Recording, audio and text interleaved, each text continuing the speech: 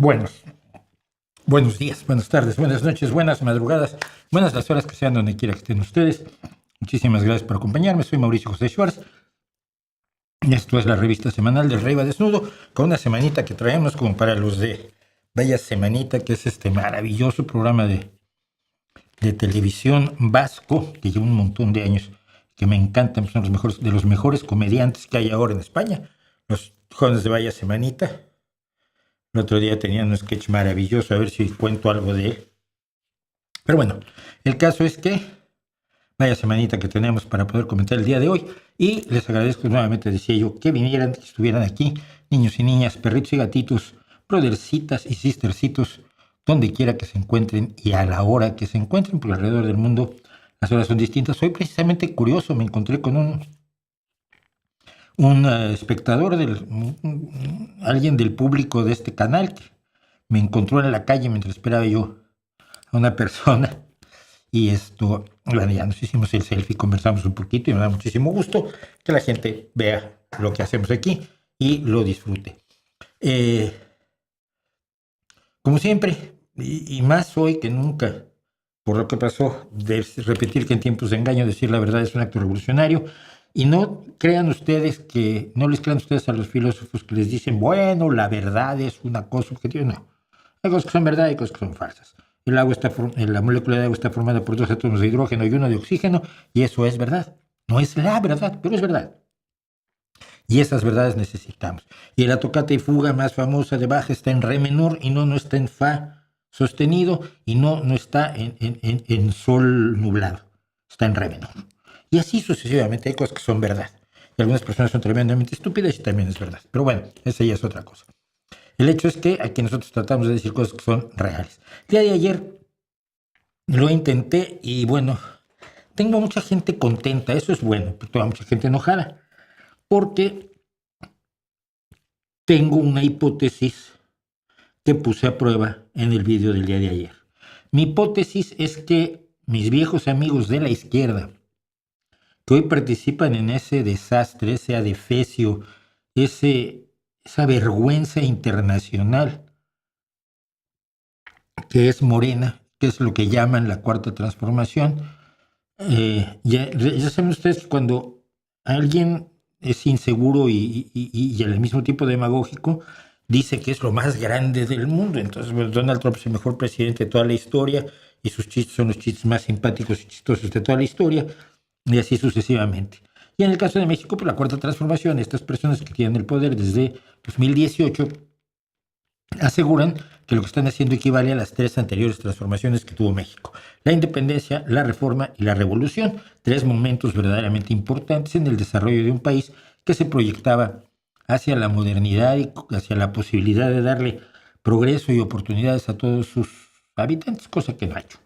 Entonces, pero mi hipótesis es que esos viejos amigos, ex amigos, muchos de ellos, que están en el gobierno, hoy cobrando en México, creen que esto es la revolución que ellos estaban esperando desde que eran marxistas jovencitos, como yo lo fui cuando nunca fui del todo marxista, pero nunca me convenció, pero me andaba yo en esos alrededores, fui compañero de viaje de Trotskos y demás, y ellos esperaban la revolución. Marx les había dicho que la revolución era inevitable, Stalin les había dicho que la revolución era inevitable, Lenin les había dicho que la revolución era inevitable, Trotsky les había dicho que la revolución era inevitable, Fidel Castro les había dicho que la revolución era inevitable, y los teóricos comunistas mexicanos les habían dicho, adivinen qué, que la revolución era inevitable porque Marx había entendido el decurso de la historia y el decurso de la historia llevaba inevitablemente hacia allá. Y como no llegaba la revolución, pues agarraron a esto como si lo fuera. Esa es mi hipótesis. Entonces expresé a lo largo de todo este video qué es lo que yo creo que les ha pasado a estas personas, y el delirio en el cual están viviendo y que desafortunadamente está arrastrando a todo un país. Así que pues esa es la historia del de ayer. Tiene una buena cantidad de visualizaciones. Ahora les puedo decir, si me dan un segundo, lleva 6.100 visualizaciones, que es menos de las, cuando hablo de ateísmo y cosas así, que son más emocionantes, lógicamente, pero como quiera que sea, ha tenido buena recepción, y hay gente que está muy molesta conmigo por no ser leal a la cuarta transformación, porque yo insisto en seguir siendo un hombre de izquierda. ¡Qué barbaridad! Bueno, y como siempre les pido, vamos rápido con esto, su apoyo en Patreon, en PayPal. Es curioso y se los agradezco en cierta medida. No, se los agradezco en buena medida. Han aumentado los Patreons, pero han disminuido los ingresos de Patreon. ¿Qué es lo que pasa? Que más personas han entrado con €1 y €2 o $1 y $2, $3 al mes, y más personas que hacían aportaciones más considerables pues han tenido que dejar de ser mis mecenas. Entonces tengo más mecenas pero menos ingresos.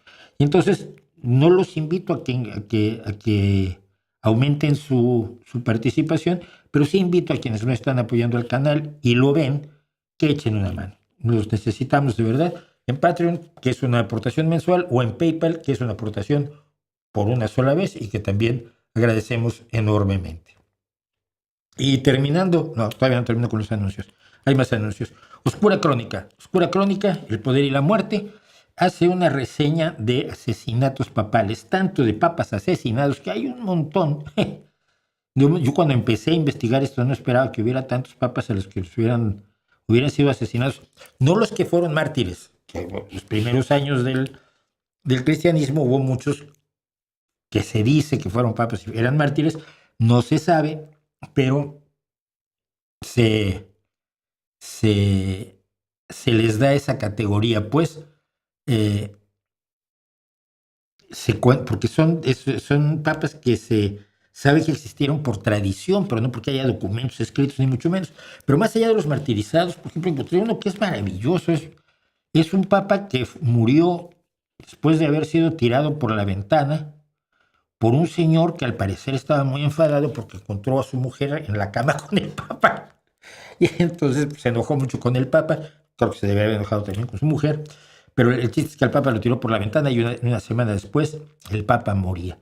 Y así es. Y algunos papas son asesinos. No encontré ninguno que fuera directamente asesino, pero sí que mandaran matar gente, como lo hacía cualquier emperador de la época. Todo esto ocurrió fundamentalmente en la Edad Media. Y entonces, pues, Sangre del Vaticano no está teniendo demasiada suerte, el canal no está teniendo demasiada suerte, pero vamos a insistir un poco de tiempo con él. Si no, bueno, será otro canal. Hicimos ¿Qué fue eso? Duró como un año, finalmente no salió adelante. Hicimos Cosas que sabemos, no salió adelante. Hicimos Ahora Música, no salió adelante. O sea, por lo menos sabemos fracasar. Eso ya lo tenemos controlado y dominado. Ahora a ver si podemos triunfar con esto. Y si no, bueno, pues dentro de unos meses tendríamos que dejar la oscura crónica, El Poder y la Muerte, porque lo que estamos buscando son nuevas formas de contar las cosas y también nuevas formas de lograr ingresos también para las mermadas arcas de un servidor. Bueno, contado todo eso, hoy en Cosas que Sabemos les voy a decir, creo que es muy importante, es uno de los que más me gusta de los que he hecho, de los que hice de Cosas que Sabemos, de artículos y de vídeos. Es un manual de instrucciones para hacer un fósil. Ustedes toman un animal muerto o una planta muerta y cómo tienen que hacer para que sea un fósil. Es muy interesante esto, ¿no? Entonces, bueno, pues aquí nos vemos más tarde y con eso termino esta introducción larga pero simpática. Y dice que se conozco al periodista, sin embargo, Álvaro Delgado, no conozco ni a Sin embargo. Debo haberlo leído, pero no ando leyendo periódicos. Solo leo ahora, a estas alturas, el New York Times. Y muy excepcionalmente otros, ¿no?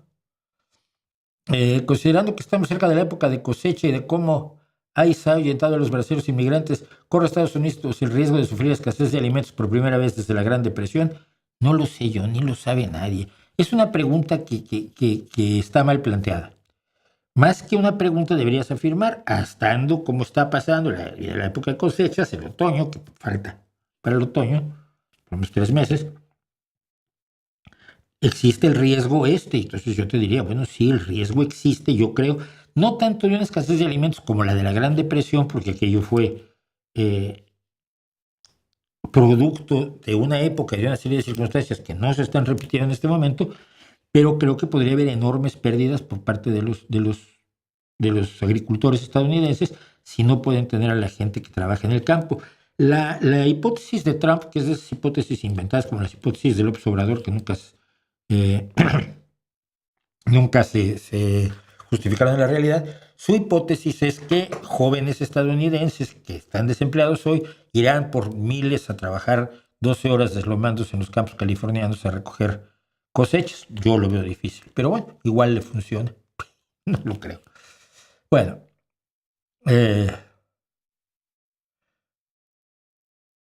genocidio blanco en la Argentina y Milei quieren limitar la inmigración de bolivianos y paraguayos, al igual que Trump, limitan el ingreso al país y dificultan el acceso a la salud y a la educación. Bueno, vamos a hablar hoy mucho de eso.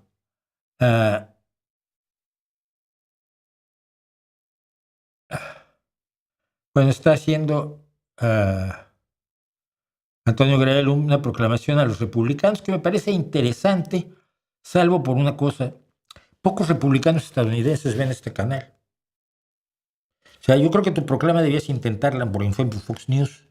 En Fox News sí quizás llegar a salir, o en Real American News, como se llamaba el otro, que es aún peor que Fox News, o AN.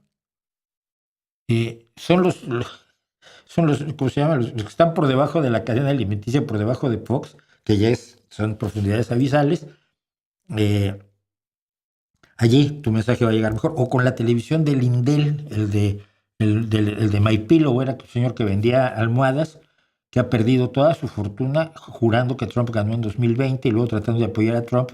Y luego Trump le ha dado de lado, como hace con todo el mundo, porque Donald Trump solo le interesa a una persona en el mundo y es Donald Trump. No le interesa a sus esposas, sus hijos, a su hija Ivanka sí, de una manera además sumamente escalofriante. Pero no, es alguien que lo único que le interesa es él mismo, es un narcisista y un megalómano de gran nivel. Entonces, al Mike Lindell como a Rudy Giuliani, que fue su abogado en multitud de ocasiones y luego no le pagó, y todo eso que suele hacer Trump, pues Trump desecha a la gente como si fueran Kleenex usados, para decirlo de buena manera. ¿Qué me dicen? Que en Ciudad de México un ejército de 200 militares desalojaron un concierto y todos están deslindando responsabilidades. Sí, me enteré y me acordé mucho de cuando perseguían al rock, ¿no? Pero volvemos a lo de siempre, el ejército no es policía. El ejército no sirve para ser policía. Y toda la teoría de la Guardia Nacional que Trump le vendió a López Obrador y que López Obrador compró, pero encantado de la vida, pues es una mala idea. Y luego nadie es responsable. Cuando las cosas salen mal, nadie es responsable. En los países serios se encuentran responsables y se retiran. Pero a todos los niveles, no te estoy diciendo en gran nivel, no, en pequeña comunidad como la que yo vivo, pues hubo unas reuniones entre los profesores y la Consejería de Educación, y al parecer la Consejería de Educación, cometió un error, provocó que en este momento los profesores estén en huelga, esperemos que entre hoy y mañana ya se resuelva, las negociaciones van muy avanzadas, y entonces, pues cuando los profesores se van a la huelga, lo primero que hace la Consejería de Educación es renunciar, punto. Renuncia porque, pues ha cometido un error y no ha cumplido debidamente y fue muy atacada y yo sé que lo ha pasado mal, pero se asumen responsabilidades políticas. En México nunca hay responsabilidades políticas. Nunca.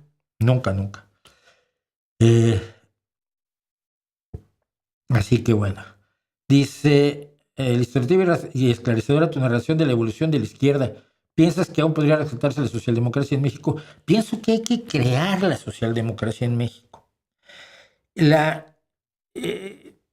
que no conté allí, en ese video, porque no venía al caso, no era el momento, es que todos los profesores que nosotros tuvimos son producto de una serie de cuestiones que ocurrieron durante la primera mitad del siglo XX. Es decir, la Revolución Rusa, la Revolución Soviética, el leninismo, el estalinismo, la Segunda Guerra Mundial, el triunfo sobre el fascismo y el nazismo, la Guerra Civil Española muy destacadamente en México. ¿Por qué? Porque la mayoría de los exiliados republicanos que van a México son marxistas y lo que van a enseñar en sus escuelas y los libros que van a publicar en sus editoriales son marxistas. Yo no digo que sea malo, yo creo que hay que conocerlo, pero de alguna forma permearon el universo cultural mexicano. Fíjate, la única persona que no fue así y de quien yo he escrito ampliamente, fue el coronel Tagüeña. Pues que el coronel Tagüeña es padre de dos personas que yo conozco muy estrechamente, Julián Tagüeña que fue mi profesora de física cuando todavía estaba en la universidad, o sea, nos separan muy pocos años, ha sido mi amiga desde hace 53 años. Su hermana mayor, Carmen, a quien conocí, fue luego mi maestra de matemáticas, directora de la escuela en la que yo estaba, y luego me la encontraba yo en la pista de hielo y andaba yo de la mano con mi profesora de matemáticas patinando, pues se patina cuando patinas de parejas, patinas de la mano, no hay nada más que eso, cuidado, ¿no? Pero ya, pues, se dio rarísimo porque pues, era la profesora de matemáticas, pero patinaba en hielo, pues el patinaje de hielo era para jóvenes, o eso creíamos nosotros que éramos imbéciles. A los 14, 15, 16 años uno es imbécil. ¿Qué le vamos a hacer? Entonces, el coronel Tagüeña había sido coronel del ejército del republicano español. Se refugia en la Unión Soviética, porque si no iba a ser asesinado, como tantas personas fueron asesinadas por el franquismo. En la Unión Soviética descubre que no está de acuerdo con Stalin. De hecho, no tiene mando en la Segunda Guerra Mundial por las diferencias políticas que tiene con ellos, porque él empieza a decir, oye, esto no funciona. Finalmente, con su familia se va a Yugoslavia, porque Tito lo acoge de alguna manera, y se empieza a plantear la idea de que es que lo que necesitamos es una cosa pero como el socialismo, pero con libertad, ¿no? Como dijo el que dijo, libertad para ser libres, frase que tanto molestó a Lenin. Entonces, el coronel Tagüeñas pues, se dio cuenta que en Yugoslavia también estaban demasiado escorados hacia un autoritarismo y un culto a la personalidad de Tito, que dominó a Yugoslavia tanto que al morir Tito, Yugoslavia está ya en creo que son 7, 8 países, ¿no? Y finalmente, es más, creo que una de las dos, por lo menos de mis profesoras, nació en Yugoslavia, la Yugoslavia de Tito, y se vienen a México. Y yo los conozco, pues, las conozco a ellas, muere en México el coronel Tagüeña. Yo fui al entierro del coronel Tagüeña para acompañar a mi profesora de física, a mi joven profesora de física, Julia Tagüeña Parga. Y con los años he leído lo que ha escrito el coronel Tagüeña, y él era como el socialdemócrata raro, ¿no? Está muy bien esto del socialismo y tratar de redistribuir la riqueza, pero sin hacer huerfanitos y manteniendo la libertad. Pero todos los demás que lo rodeaban eran en mayor o menor medida marxistas. Y la influencia cultural que tuvieron en México no solo fue la del gran cine, no solo fue la del gran teatro, de la gran literatura, sino también fue la del marxismo-leninismo. Entonces, con todas esas cosas juntas, más el antillanquismo del que ya hablo en el video, más el acontecimiento de la Revolución Cubana y la estrecha relación de México, tan misteriosa relación de México con la Revolución Cubana, Fidel nunca promueve las guerrillas mexicanas. Las promueve en el resto de América Latina, pero en México no. En México se llevaba muy bien con el gobierno, un gobierno que a la izquierda en México la perseguía. Una cosa muy rara. Y que nunca se ha explicado a satisfacción. Entonces todo esto hacía que la izquierda en México era marxista, punto. Y nunca se construyó una opción socialdemócrata que dijera, oye, mira, no. Uno, la revolución no tiene por qué venir porque Marx no tiene las llaves de la historia y hemos podido constatar a lo largo de las décadas que sus previsiones acerca de cómo iba a evolucionar la historia estaban equivocadas. No tenía esa alucinación de que conocía las leyes de la historia como quien conoce las leyes de la física, que muchos marxistas siguen creyendo, ¿no? Pues no las conocía, tan es así que la historia ha evolucionado de maneras distintas en distintos lugares. La economía es lo principal, que curiosamente es lo mismo que dicen los liberalotes, ¿no? La economía es lo principal, el interés propio de la economía es lo esencial. No, mira, hay otros factores sociales, económicos, políticos, religiosos incluso.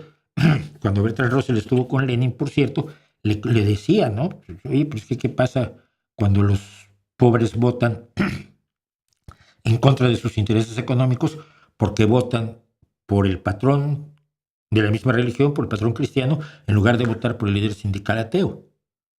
Y no porque les convenga que gane el patrón, sino porque quieren que un cristiano esté allí y no quieren que un ateo esté allí, y eso es más importante para ellos que lo económico. ¿Qué es lo que ha pasado en los países donde la derecha gana? De pronto la convicción de que hay que perseguir a los inmigrantes es más importante que los propios intereses económicos tuyos.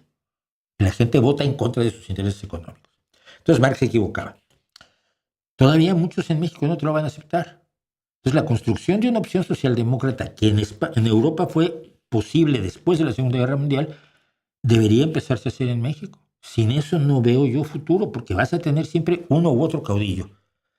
Y si una opción socialdemócrata en un partido transversal donde los militantes manden, sin eso, lo que vas a tener son caudillos que cada vez van a hacer promesas más delirantes y que van a sonar como que te prometen resolverte todo para que votes por ellos, y una vez que estén en el poder harán lo que se les dé la gana, porque no tienen la necesidad de responder, de responsabilizarse ante nadie. Así que pues ese es no pienso que pueda rescatarse la socialdemocracia, pienso que es obligación de todos los que estén interesados construir una opción democrática. Alguien preguntaba el otro día la diferencia entre social liberal y socialdemócrata. Yo no estoy totalmente de acuerdo, pero me gustó la frase, porque es de un amigo mío que decía es que el liberal social, primero que nada, es liberal. El socialdemócrata, primero que nada, es demócrata. Y esto a los liberales les molesta porque creen que ellos inventaron la democracia y la controlan. Y somos mucho más demócratas a veces los socialistas como nosotros, ¿no? Bueno, ¿qué piensas de los conspiranoicos que no ven cosas que tienen de frente? Musk, Bezos, Zuckerberg hagan lobbying en Estados Unidos. La gente creerá lo que quiera creer. Y la gente creerá cosas contradictorias al mismo tiempo, lo que se llama disonancia cognitiva. La gente puede creer en cosas absolutamente opuestas. Y hoy en la semana de Trump vamos a ver una creencia absolutamente contradictoria de una conspiración que promovió Trump, pero vamos a ir más adelante. Hallazgos científicos que existen sobre la homosexualidad. Es muy importante en un tiempo en que los homófobos vuelven a somtarse. ¿Qué es somtarse? No sé qué sea somtarse, pero te voy a decir. Lo que sabemos sobre la homosexualidad es que es lo más natural del mundo, que hay un porcentaje de todas las poblaciones humanas que es homosexual, que hay una gran cantidad de especies de aves, peces, mamíferos, reptiles, que tienen comportamientos homosexuales. Y en todas las especies la homosexualidad es natural y no pone en riesgo ni el futuro de la especie, ni la moral, ni nada por el estilo. Solo hay una especie en la que hay homófobos. Entonces yo creo que lo antinatural es eso, ¿no? Pero no, todas las mentiras que se dicen sobre los homosexuales han sido negadas por los estudios científicos. La identificación del homosexual con la pederastia, por ejemplo, que es uno de los argumentos constantes de la religión, no, la mayoría de ya lo hemos hablado aquí, los pederastas no son homosexuales, los atraen personas que no tienen los rasgos sexuales secundarios, que son los que nos despiertan el deseo sexual a las personas normales, ¿no? Lo que quieren son personas que aún no tienen esos rasgos, esos caracteres sexuales secundarios.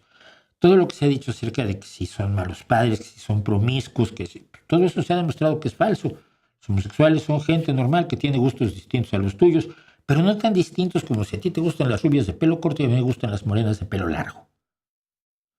Y tienen todo el derecho de vivir en paz, igual que tú tienes todo el derecho de vivir en paz. Punto pelota. Y la homofobia es irracional, es cruel y es antinatural. Porque ¿qué tan mal tienes que estar para sentirte atacado porque dos personas están haciendo algo en lo que no te han involucrado a ti para nada? Hay dos señores que van de la mano. Se dan un beso.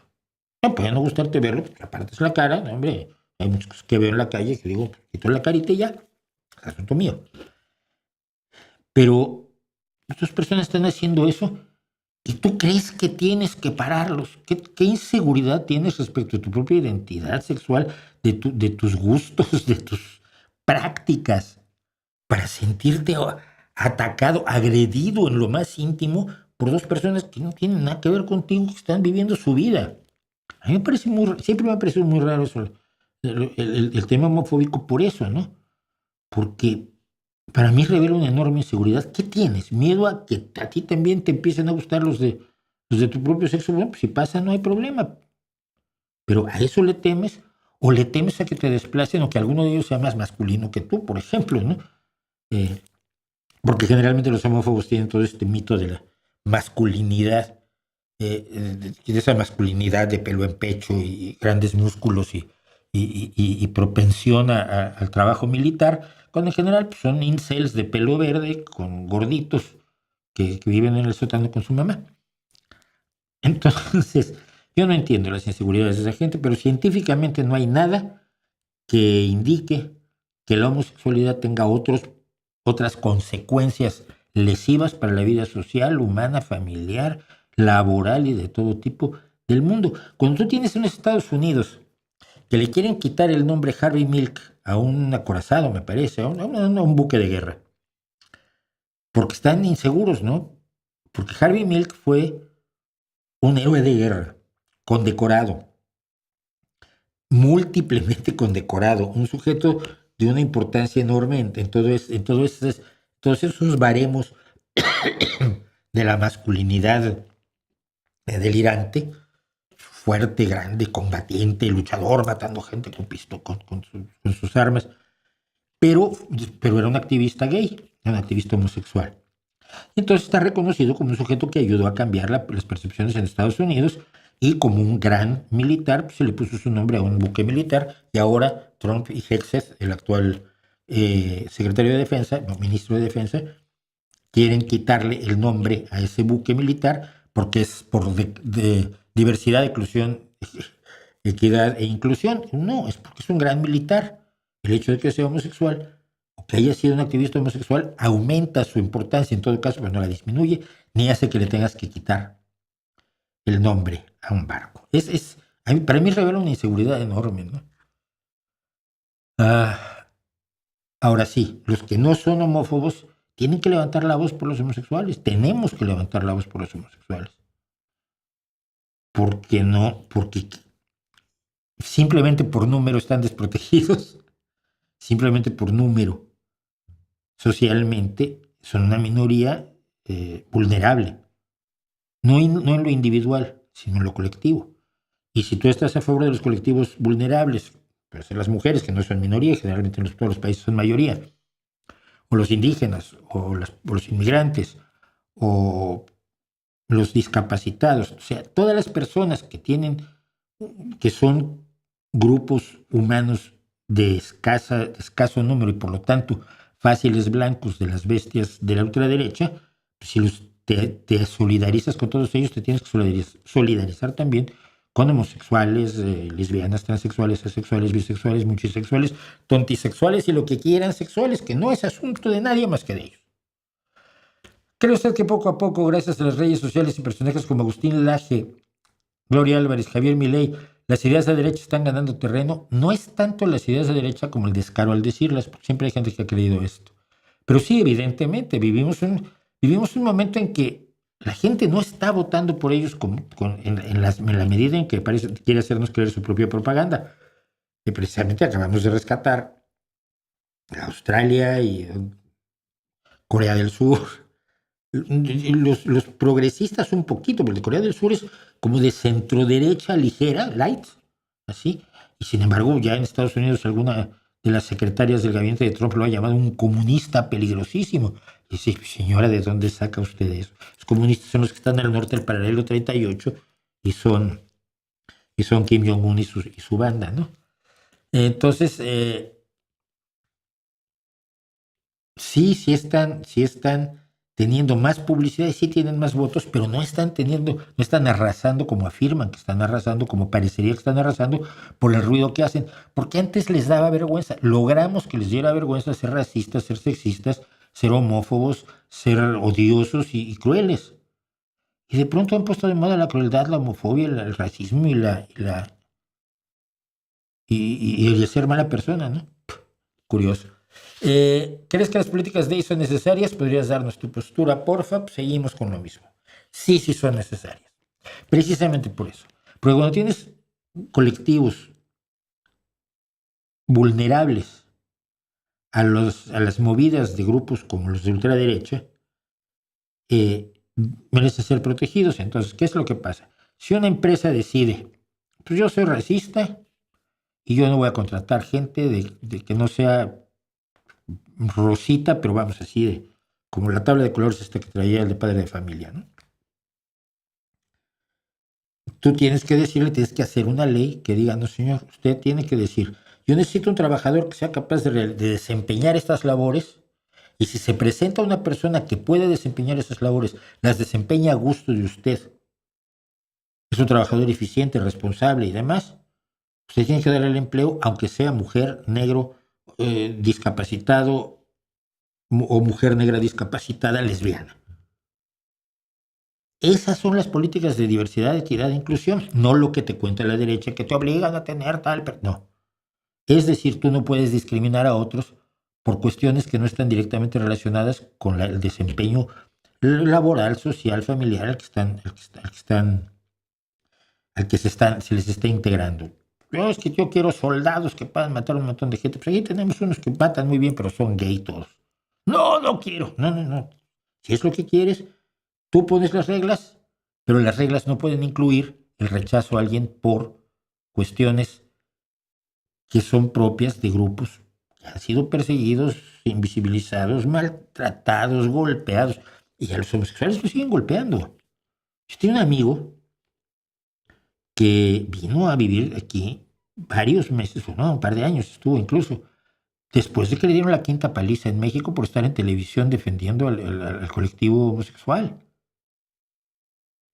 Dice, oye, pues la quinta paliza, dijo, me voy con mi perrita a vivir a España, ¿no?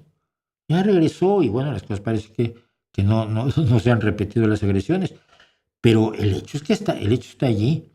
Si esas son las políticas, no las políticas exageradas que dicen que si tú tienes una ventaja enorme porque viviste la adolescencia como hombre y quieres competir en, en, en como mujer trans, quieres competir con chicas que no tuvieron esa adolescencia y esa ventaja hormonal, muscular, de estatura, etcétera, que te da el desarrollo adolescente de un chico, pues no es de justicia obligarlas a ellas a sufrir esa injusticia, pero eso no quiere decir que estés en contra de los transexuales.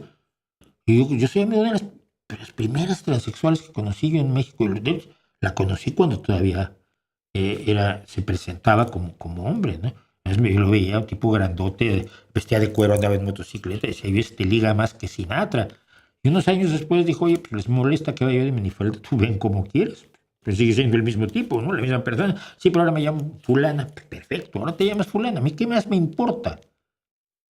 Y esto fue hace 25, 30 años, ¿eh? 25, 30 años. Y ella es feliz con su esposa desde hace 25, 30 años. Entonces, no es el que digas, bueno, esto no debe dar pie a otra injusticia, no quiere decir que estés en contra de las personas que viven esta realidad. Es su realidad, déjalos en paz. Que no se puede, o sea, que hay que matizarlo muchísimo, por ejemplo, en el caso de los niños y de los menores, por supuesto que hay que matizarlo, pero esas no son las políticas reales de diversidad, equidad e inclusión. Son excesos en los que se ha caído por la creencia en una filosofía perversa, que es la filosofía queer, que es hija del posmodernismo, que dice que la realidad es el discurso y no la realidad física, material, biológica, genética, meteorológica, geológica, universal. Pero eso es producto de una filosofía perversa, no del derecho que tiene la gente a vivir en santa paz su vida, creo yo. En todos mis años de vida solo recuerdo a dos personas que se han dedicado a criticar a filósofos y convertir pseudociencias. Mario Bunge, que murió en 2020, y usted sí. A Mario Bunge lo conocí, ya lo he contado. Lo conocí. Tuvimos un diferendo, pero yo fumaba y a él no le gustaba que fumaran. Pero de ahí en fuera. Luego dejé de fumar, ¿no? Dieter Urrutia, que es un nombre germánico y apellido vasco. Saludos desde Finlandia, saludos hasta Finlandia. Lástima que perdieron a esa gran primera ministra que tenían. ¿Qué opina de las protestas universitarias en Cuba por el tarifazo de Texas? No sé qué esté pasando, lo siento, no tengo información. ¿Cómo educaste, cómo fue el proceso educativo de sus hijos en términos ateos? Es que no hay, tampoco me lo propuse, ¿no? Simplemente es así como, Hoy me dijeron que Dios se va a enojar conmigo. Pues, ¿cuál Dios? No sé. ¿Cómo saben que existe? Pero no es toda la vida a su alrededor la que los lleva a eso, ¿no? Yo un día me pasó que mi hijo lo detuvieron los testigos de Jehová, era como un año, en la calle. Dijo, no, yo no estoy interesado en amigos imaginarios. Tenía 15 años. Y no se lo dije yo como tal cual. No se les educa así, simplemente no los educas religiosamente. Cuando hacen preguntas religiosas, respondes honradamente. No respondes con el dogma religioso, sino respondes con lo que se sabe y con las dudas racionales que se tienen. Nada más. ¿Cómo estuvo el ataque de Ucrania a Rusia? ¿Por qué Rusia ataca civiles mientras Ucrania bases militares? Esa es la gran pregunta. Y nos das pie para comenzar, y tardísimo comenzamos hoy. Tengo un montón de cosas, no nos va a dar tiempo, pero precisamente hoy vamos a tener por primera vez en muchísimo tiempo tu tele rusa, si la encuentro. ¿Por qué? Vamos a empezar por lo que pasó. Lo que pasó es que Ucrania hizo una operación militar de un altísimo nivel, de una enorme audacia, donde mandó un montón de drones por ciertos lugares, a 4 lugares concretos, cerca de 4 bases militares rusas, una de ellas lejísimos de la frontera con Ucrania. Mandó los drones en camiones, que ni siquiera los camioneros sabían que los estaban transportando, y lanzaron los drones al mismo tiempo contra las bases militares,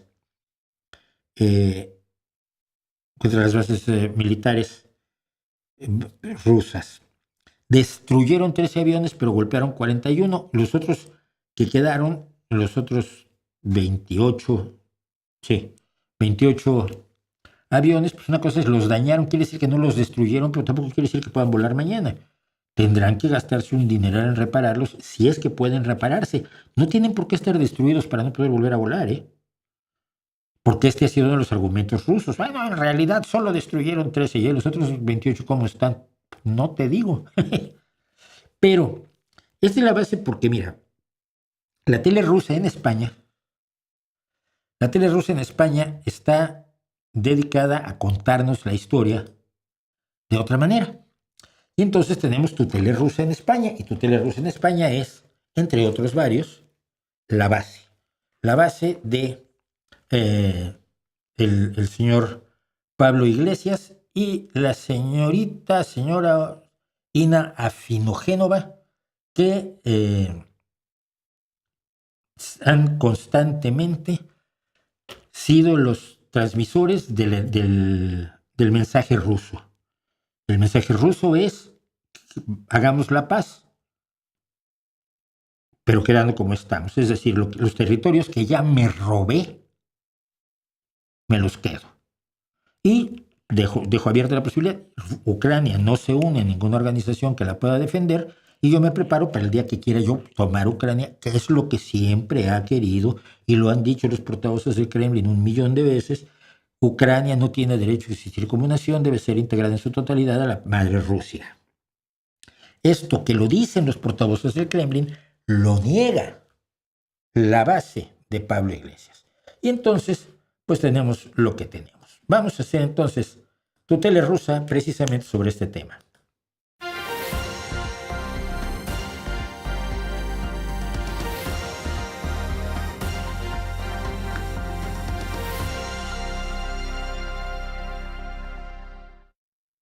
La noche del pasado sábado a domingo, un tren de pasajeros que se dirigía a Moscú desde una ciudad en la provincia de Briansk, fronteriza con Ucrania, choca contra un puente derribado por una explosión minutos antes. De las 388 personas que se encontraban en el tren, al menos 7 fallecieron y otras 100 resultaron heridas. Bien, muy grave esto, pero a ver si quedó claro lo que pasó. Alguien voló un puente. Supongamos que fueron los ucranianos, porque es lo lógico. Los ucranianos vuelan un puente y minutos después un tren choca contra ese puente y fallecen 7 personas, y es una tragedia horrorosa.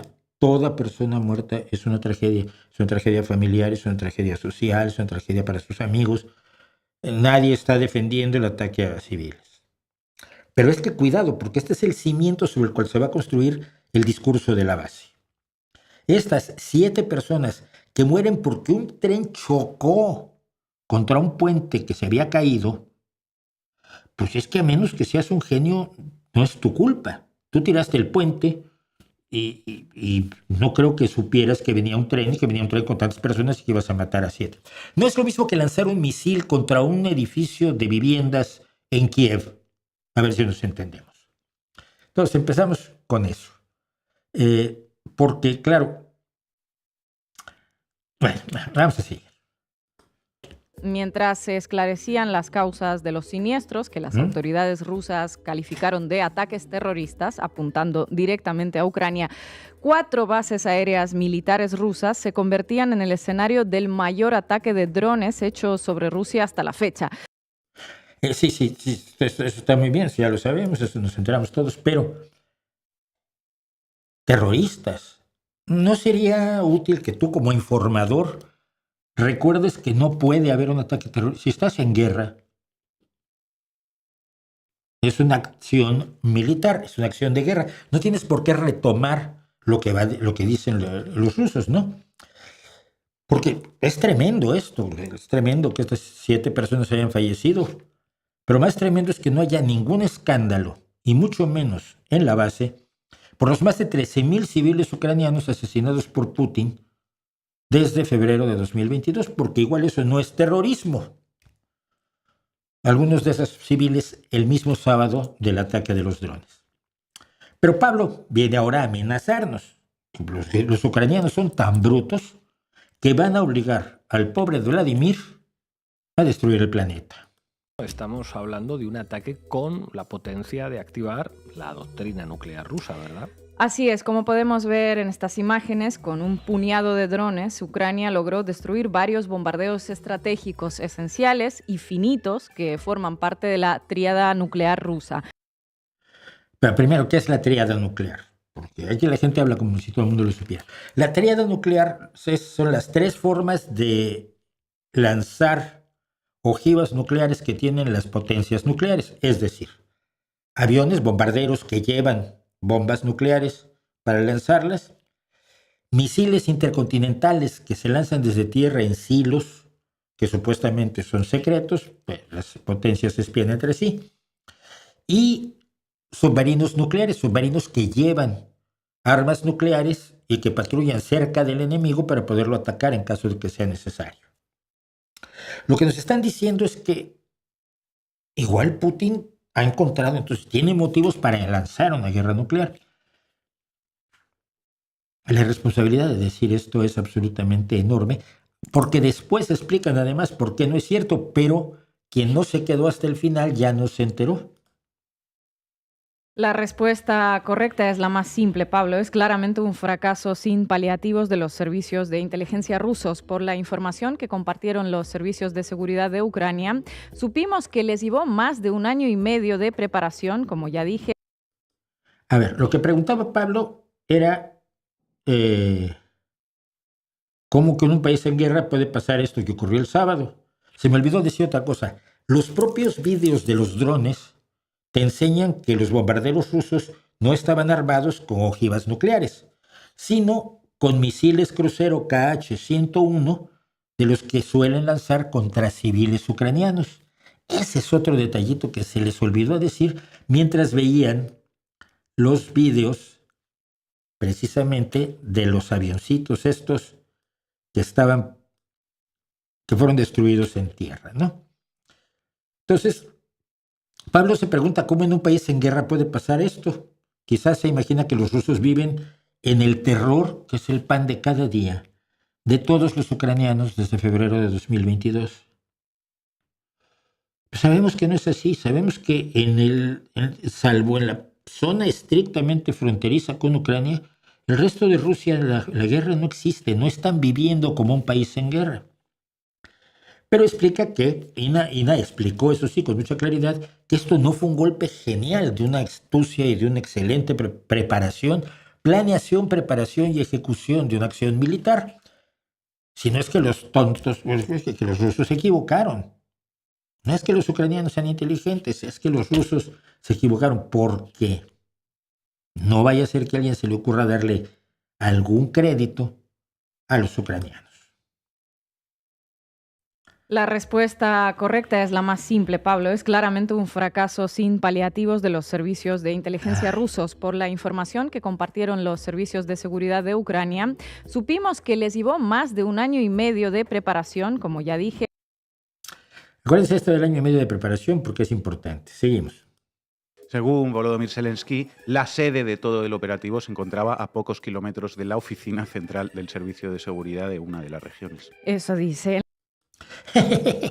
Eso dice. Seguro miente. Los rusos no. Los rusos no. Pero Zelensky siempre miente, ¿no? Si usted se acuerda, desde que más o menos apareció en el radar de su vida, Volodymyr Zelensky, que probablemente fue al día siguiente de la invasión imperialista, sin provocación, brutal, rusa contra sus vecinos, ¿no lo recuerda usted de haber dicho que dijera alguna mentira? ¿Lo recuerda usted? Yo no. Pero es muy interesante porque el sarcasmo ha sido siempre una de las armas de Ina Afinujénova. Y lo utilizó enormemente cuando estaba en Russia Today y lo utiliza muy bien ahora que está en la base Today. Eso dicen. Y todo esto se convirtió en una carrera absurda en la que cada uno trata de demostrar que es el adversario el que sigue apostando por la vía militar. Uno de los objetivos del ataque contra las bases aéreas rusas probablemente era forzar a Moscú a renunciar a la reunión en Estambul para luego poder señalar a las autoridades rusas como las únicas responsables del rechazo de la vía de la negociación. Mira qué interesante. Fíjate. Los ucranianos, que ya habíamos quedado, que no eran tan listos, fueron telepáticos. Hace 18 meses, año y medio, sabían que iba a haber unas pláticas de paz el lunes 2 de junio de 2025. Y entonces prepararon todo este asunto de los drones para que Rusia quedara mal en las pláticas de Estambul. No para impedir que los bombarderos sigan matando a sus ciudadanos civiles, eso es una tontería. Lo hicieron por las pláticas de Estambul, porque lo único que tiene el tío Vlad es la paz. O como lo dice el portavoz fundamental del tío Vlad en la televisión estatal rusa, que es ya la única televisión que queda en Rusia, lo que dice así respecto de la paz. Это вам нужен мир. Мне нужен, Да. а он всем нужен мир. Нет. Нам победа нужна.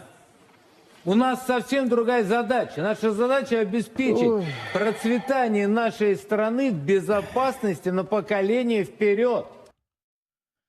Como verán ustedes, pues un portavoz del Kremlin dice una cosa, pero el otro portavoz del Kremlin dice otra totalmente distinta, y es que Rusia no quiere la paz. Se ha repetido en la televisión rusa, lo repiten todos los periodistas que dependen del Kremlin, y por supuesto lo repite el ideólogo fundamental de Rusia, Alexander Dugin.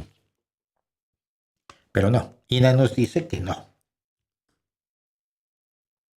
Rusia, como hace 3 años, pide un estatus neutral de Ucrania, nuevas elecciones, reconocimiento de Crimea, respeto a la comunidad ruso-hablante, entre otras exigencias.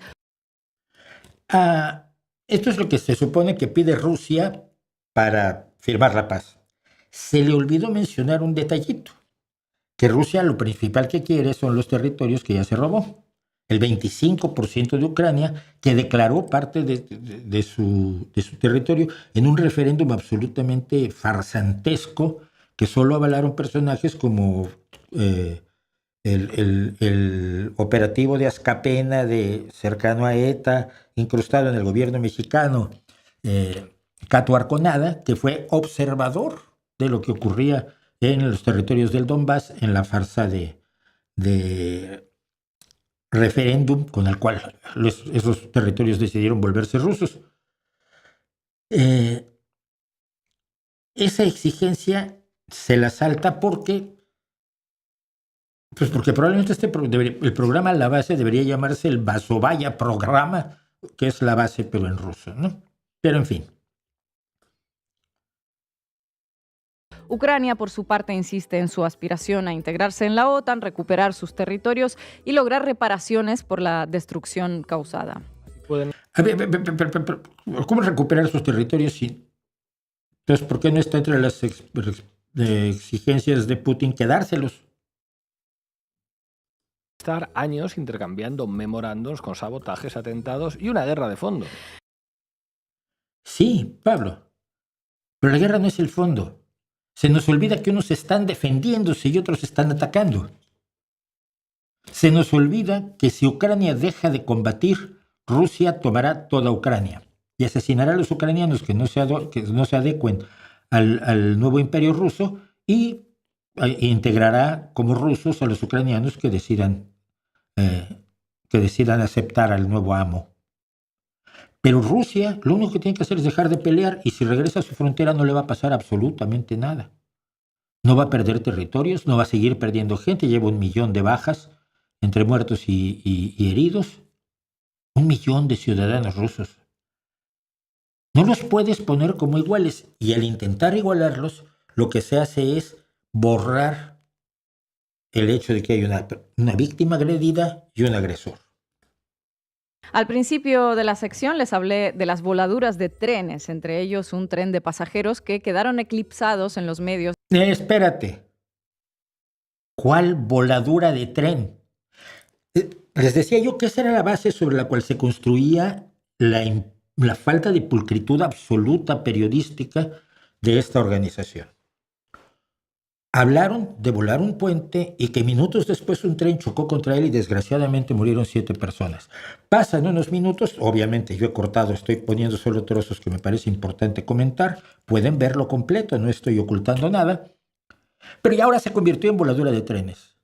En voladura de trenes, que curiosamente es lo que su amigo, el espía ruso, Pablo González, también conocido como Pavel Rubtsov, le dijo al coronel Pedro Baños, otro de las voces del Kremlin en España, que hoy los ucranianos habían volado unos trenes y habían matado a unos pobres civiles.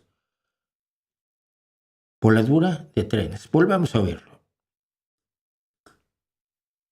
Al principio de la sección les hablé de las voladuras de trenes, entre ellos un tren de pasajeros que quedaron eclipsados en los medios, ya sea por acción o por omisión, debido al espectacular ataque con drones. Aunque Ucrania no reconoció su autoría, hay bastantes precedentes que permiten vincular esos atentados con su inteligencia militar a cargo de Kirilo Budanov. Aquí lo ven. Sí. Atentados. Ha vuelto a decir atentados. Atentados terroristas. Un ataque al enemigo en un país en guerra ¿es un ataque terrorista? ¿Es un atentado terrorista? ¿Por qué a veces se hace eco de la idea de que estos no son actos de guerra, sino atentados terroristas? Pero lanzar misiles contra edificios habitacionales, contra hospitales, contra escuelas en Kiev no es ni siquiera digno de mención. ¿Por qué no vimos ninguna reivindicación de los sabotajes en las vías ferroviarias y sí las celebraciones del éxito del ataque aéreo? Bueno, porque los incidentes con los trenes se saldaron con víctimas mortales civiles. Hasta Marco Rubio mandó sus condolencias, dicho. Uy, lo hizo Marco Rubio. Como ahora somos amigos de Trump, porque Trump es amigo de Putin. Hasta Marco Rubio envió condolencias por las 7 personas lamentablemente fallecidas. Pero nadie de ustedes ha enviado condolencias por los 13,000 otros fallecidos. Sea de paso, y como bien sabemos por nuestros medios de confianza, los ataques contra civiles son algo que Kiev jamás hace, a diferencia de Moscú. Ya, claro. Si el sarcasmo se nos da extraordinariamente bien. El ataque había sido contra un puente, no contra tren, pero sí. Si indirectamente Ucrania es responsable de 7 civiles, hay que tener los bajos de titanio para hablar del silencio de los medios sobre esos 7 y no del silencio de la base sobre los miles de ucranianos muertos, torturados y secuestrados, sobre todo niños, en más de 3 largos años de agresión imperialista. Y creo que ahí lo vamos a dejar por hoy. Tu tele rusa española, la Vasovaya Programa. Mi acento ruso es horroroso. Todos mis amigos rusos, que tengo muchos, viejos amigos que eran policías rusos y luego escribían novelas policíacas y los conocimos, Nikita entre ellos. Discúlpenme, ¿no? Con la broma del Vazovaya programa, porque mi acento ruso es lamentable. Mi acento argentino es infinitamente mejor. Bueno, pues eso es lo que tenemos. Eso es lo que tenemos.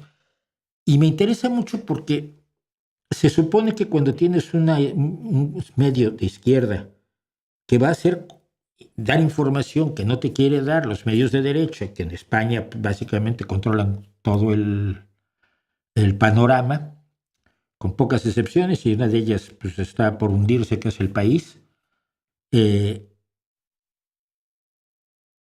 ¿Cómo es posible que la gente no se dé cuenta que utiliza los mismos sistemas de manipulación que la ultraderecha, que Voz Populi, o que The Objective, o que El Confidencial, o que Libertad Digital, o que El Gato al Agua, donde empezó su carrera televisual Pablo Iglesias, medio de la ultraderecha nacional católica, a la que iba encantado de la vida?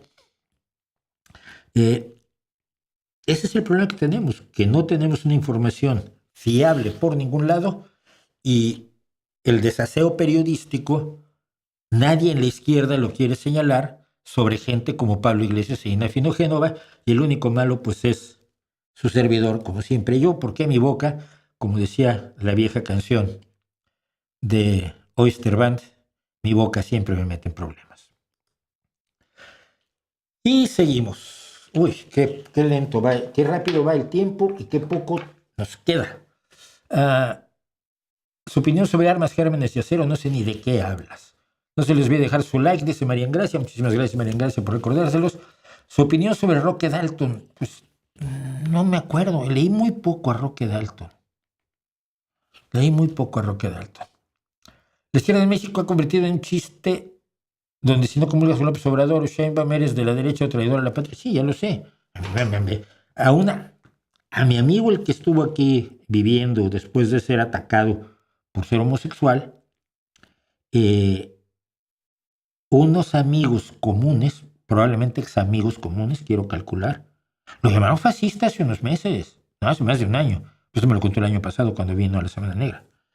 Fascista lo llaman. Eso ya les da igual. No sé, porque yo soy, bueno, por lo menos debo ser Benito Mussolini, ¿no? Mira, es una honra que te deteste esta gente. Punto. Me gustaría ver en su otro canal el relato del homicidio de Carlos Ramírez Ladevig, el hombre que le dio su identidad a la Universidad de Guadalajara. Sí, pero no tiene una dimensión internacional, lo siento. Yo estoy tratando de hablar de asesinatos que tienen una dimensión global. En México, por ejemplo, seleccioné el de Villa, bueno, porque Villa es un personaje nacional, ¿no? Pero si hago el asesinato, la ejecución de Álvaro Obregón, por ejemplo, pues tiene menos calado. Y lo que estamos tratando es de que el canal atraiga a gente pues, de todo el mundo, ¿no? Entonces, eventualmente quizás se podría hablar de eso. Estimado Mauricio, te mandé un clip de Dani cuando se le desconectó la guitarra en una presentación. Me gustó mucho la improvisación y su control del escenario durante la canción Satisfied. Bueno, si me lo mandaste, gracias. Yo lo vi en 20 sitios y de hecho ya he visto reacciones de reactores al incidente. Se las cuento. Si lo hubiera sabido, fíjate, habría traído el clip. Está Dani tocando Satisfied, una de las canciones del último disco, y de pronto no hay guitarra. Y entonces mira con alarma a su técnico de guitarra que va corriendo y va. Primero trata de reparar el asunto y como no puede, se lleva la guitarra. Y Dani se queda cantando, primero con el pedestal, luego ya levanta el micrófono y siguen toda la canción. Te voy a decir qué quiere decir todo esto. Primero, ellas se han preparado para esto, no es un incidente totalmente inesperado. Por lo menos han dicho, mira, si alguien se queda sin instrumento, las otras dos siguen. Punto 1. Sin despeinarse, sin pestañear, tú sigues haciendo lo que tú tienes que hacer. Y 2, la otra que se haga un lío. Y cada una tendrá ya preparado qué demonios va a hacer el día que pase esto. Porque es lo que yo hablaba con ellas hace ya casi 3 años. En vivo se te rompe la baqueta o te vuela. Por más que las tengas agarradas, de pronto sale volando. Se rompe el parche, se rompe la cuerda de la guitarra, te tropiezas. Alejandra se ha caído en escena, ¿no? Pero si eres un profesional, hay una regla fundamental: el espectáculo debe continuar. Lo hicieron extraordinariamente bien. Cuando Dani dice en un momento dado, dice, y aquí es donde hago un solo. Entonces ayúdenme. Y la gente empezaba medio a cantar el solo y ella a bailar en el escenario. Tú sabes toda la gente que lleva años lanzando el hate, porque ni siquiera es odiando, porque el hate está por abajo del odio. El hate es corrosivo de envidia pobre, ¿no? Es amargo. El odio puede ser potente y hasta digno, pero el hate es así, es de gente menor. Yo he oído años hate de hacen playback.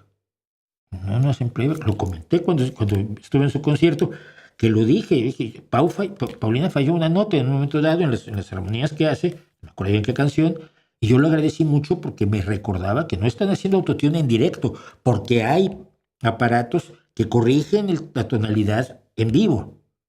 No solo es el autotune, hay muchos software de corrección de tonalidad y algunos lo usan en vivo. Y el hecho de que puedas fallar una nota en escena quiere decir que estás usando, obviamente estás dándole presencia a la voz, un poco de reverberación, quizás estás ecualizando para el ambiente en el que estás, todo esto, pero no estás cambiando la música para engañar al público. Bueno, después de años de oír que hacen playback, que todo es un backing track, que eso que solo pueden hacer de la envidia, ¿no? de la pobreza, de la ignorancia musical, además, porque cuando ves los vídeos en vivo te das cuenta que están en vivo. Este acontecimiento en concreto demostró, a quien le quedaran todavía dudas, que no hay tal, que es música de verdad. Yo me acuerdo que nos lo decía el guitarrista de Vago de Oz, en el concierto que estuve hace unas 3 o 4 semanas aquí. Decía él, gracias por venir a escuchar música de verdad y con errores. Sí, los errores son humanos. Y es música de verdad, y es música de seres humanos para seres humanos. No es música de máquina para sacar dinero. Hay dos formas de abordar el arte. Haces lo que quieres y tratas de vivir de eso, lo cual me parece perfectamente legítimo, y si te puedes enriquecer, mejor todavía, mejor que si lo haces como Elon Musk, mejor hazlo como cantante, como actor, o como pintor, o como escritor. O hacer lo que creas que te puede atraer dinero. Para eso es lo que hacen los Bad Bunnies y los fabricantes de bestsellers, ¿no? Yo creo en lo primero. Dame arte humano. Me gusta el arte humano. Y hace 4 o 5 días, no me acuerdo ahora el nombre, uno de los cantautores actuales que más me llama la atención, pero que no es Chris Delever, no me acuerdo cuál es el nombre, lo busco luego, lo busco durante cosas que sabemos, sacó una canción que dice, las máquinas no pueden aprender a equivocarse como yo. Y dije yo, esta es una de las reflexiones más agudas que he oído sobre la inteligencia artificial. Las máquinas no pueden aprender a equivocarse como yo. No pueden. Porque si aprenden a equivocarse, su equivocación no es una equivocación, es una salida de lo normal planeada y prevista. Y mucho de lo que el ser humano ha logrado es a través de equivocaciones, a través de errores y a través de encontrarse ante lo inesperado y resolverlo, ¿no? Y eso pasa, siempre lo he dicho en la música, y no lo digo yo, que no soy nadie, pero sí lo dijo Ludwig van Beethoven cuando dijo, fallar una nota es irrelevante, tocar sin pasión es imperdonable. Y el músico a mí me tiene que generar pasión, y el pintor, hoy tenemos un pintor que descubrí, me tiene que generar emociones a través de su pasión humana. Puedo tener un robot que toque mucho mejor la batería que todos los bateristas del mundo, mejor que Neil Peart, mejor que Ian Pace, mejor que Bonzo de Led Zeppelin, mejor que Keith Moon. puede ser un baterista perfecto, robótico. No me va a emocionar.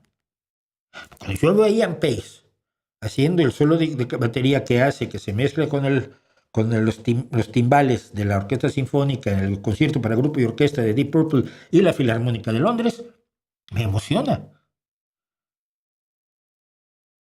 Porque es de verdad, aunque pueda equivocarse. Entonces las máquinas quizás no pueden equivocarse como tú, las máquinas no se equivocan como tú, y The Warning es música de verdad, de seres humanos para seres humanos, y se les agradece enormemente. Si mañana dejan de hacerlo, de todos modos tienen atrás 10 años de haber sido completamente honestas en el escenario, y la honestidad se paga, la honestidad vale mucho, mucho, muchísimo. Gracias, Raúl Torres, además por el super chat. ¿Alguna vez has hablado del chupacabras y por qué el gobierno de México lo inventó? No, no lo inventó el gobierno de México. El chupacabras apareció, si mal no recuerdo, en Puerto Rico primero. A mí me tocó vivir en la época del chupacabras cuando teníamos el programa de radio muy interesante con Mario Méndez Acosta ay, madre mía, con Mónica Lavín. Éramos las 3 M's, Mario, Mónica y Mauricio. Mónica, Mario y Mauricio. Y seguimos el desarrollo, pues, del mito del chupacabras.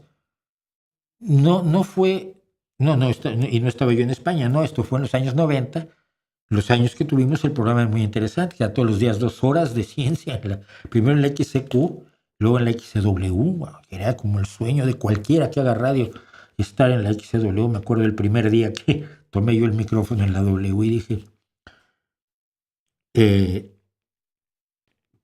¿cómo era? De México para toda América Latina, XCW. La voz de América Latina desde México. Porque yo lo había oído desde niño, era la gran estación de radio y estar ante esos micrófonos era impresionante.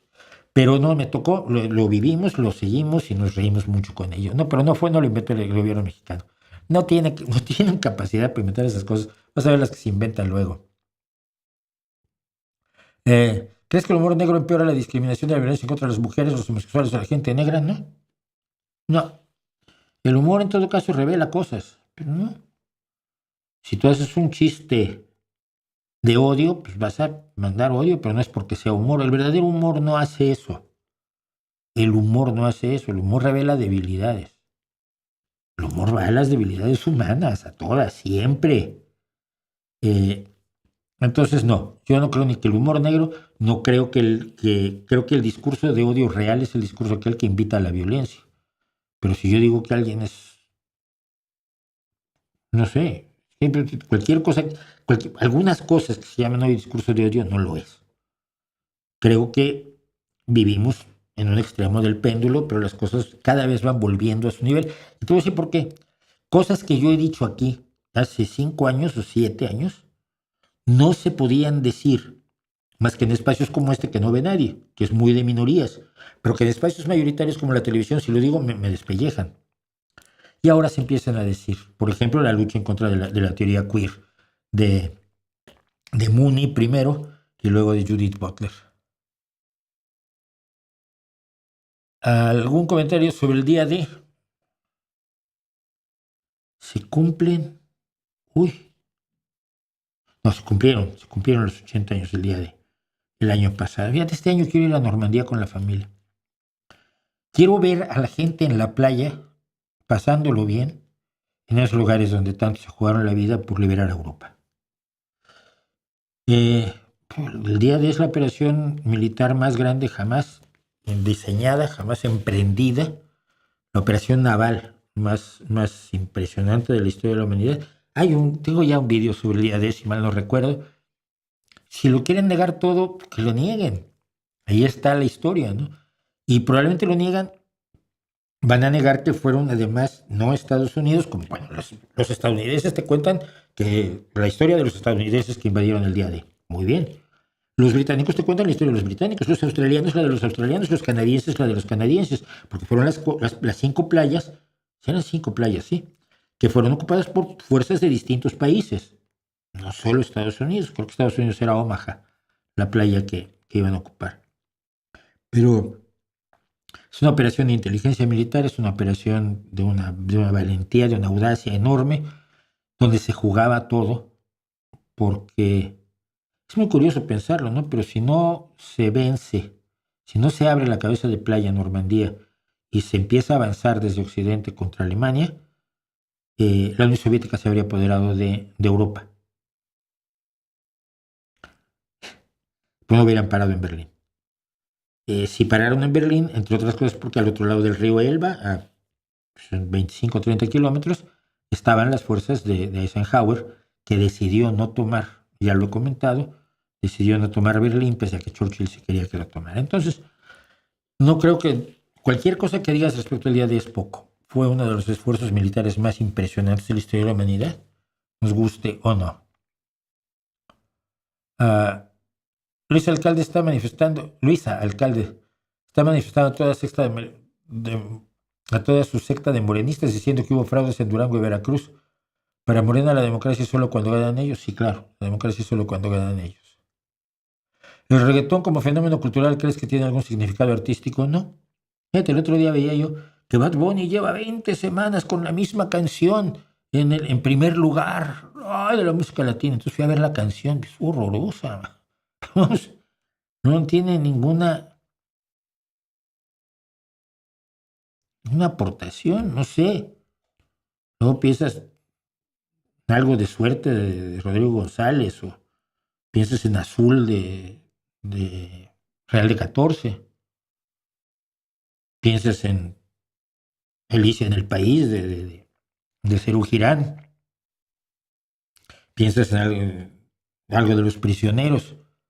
Por poner rock mexicano, no en español, no por irte o piensa en Hotel California, o piensa en Un Día en la Vida, o piensa en Rapsodia Bohemia. Estoy estrenando camiseta de Queen.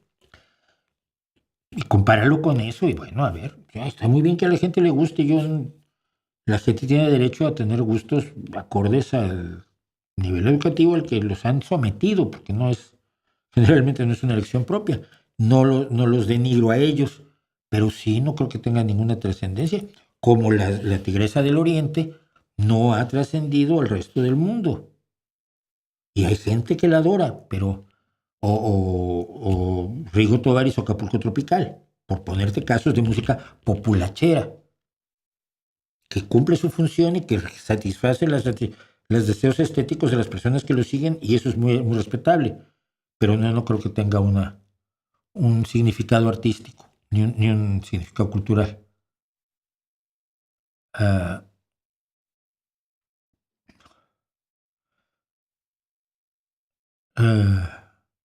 ¿Qué opina de Paul Feyerabend? Es un filósofo. Son los tres grandes enemigos de la ciencia, y uno era físico al menos, que era Popper, Kuhn y Feyerabend. A la ciencia les da exactamente igual lo que opinan esos señores. No sé si te has dado cuenta que la ciencia sigue su trabajo sin ellos.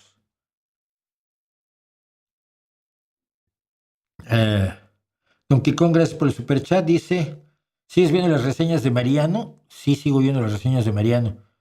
En una ocasión dijo que una cosa era hacer cine y otra cosa filmar teatro, y me confundió bastante. ¿Qué interpretas tú? Que es cierto. Por eso, por ejemplo, el primero que mueve la cámara y cambia el cine es Chaplin. Pero antes ponías la cámara y filmabas lo que pasaba en un escenario estático. El cine no es filmar teatro. El cine te permite hacer acercamientos, te permite utilizar distintos puntos de vista, incluso en la misma escena, para transmitir las emociones o entusiasmos o tristezas de una manera mucho más eficaz. El close-up, el acercamiento. Ingrid Bergman sentada en un gran salón llorando no tiene el mismo impacto que el acercamiento a Ingrid Bergman cuando levanta los ojos y está los ojos cristalinos mirando a Humphrey Bogart. Está mirándolo hacia arriba, y ese close-up es uno de los grandes close-ups de la historia del cine. Que es un close-up imposible porque Ingrid Bergman era mucho más alta que Humphrey Bogart. Entonces no lo veía para arriba si estaba sentada, porque si se ponían de pie uno junto al otro tenía que verlo así, a Humphrey Bogart. Ese es el truco del cine, esa es la maravilla del cine. El cine interpreta puntos de vista y entra y sale de los personajes y de los lugares, como lo hace la fotografía. El otro día estaba yo viendo exposición de no me acuerdo cómo se llama el fotógrafo, la verdad, pero que primero estuvo durante años fotografiando gente dentro del metro de Nueva York, en los vagones del metro, en los años 30, 40.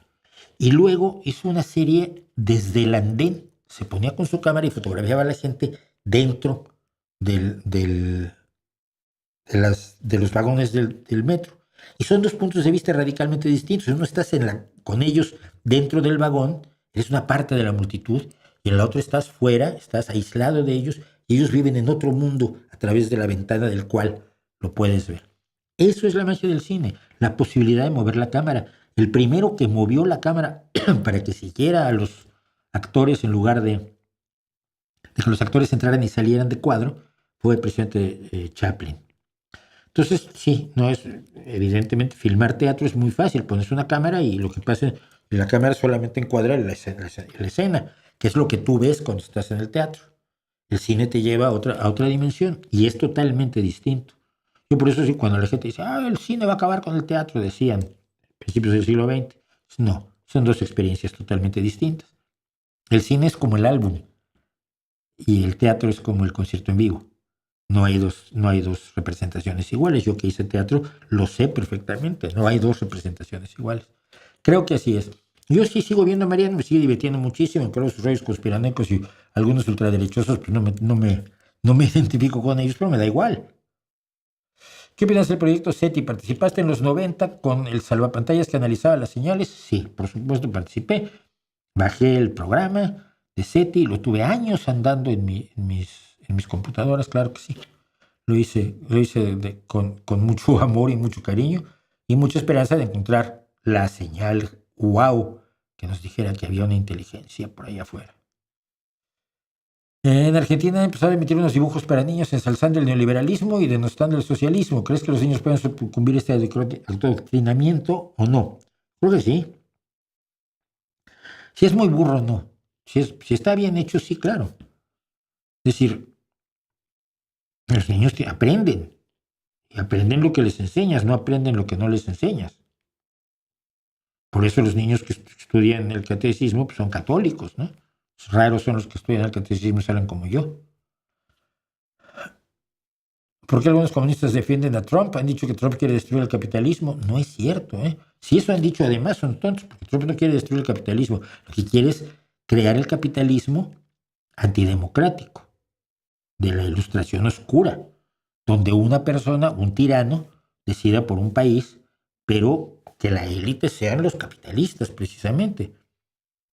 Que es como la visión más caricaturesca del empresariado, según los marxistas, pero tomada en serio por los propios capitalistas. Pero no tiene ninguna intención de destruir el capitalismo, sería destruir su propia fortuna, y él está dedicando buena parte de la presidencia a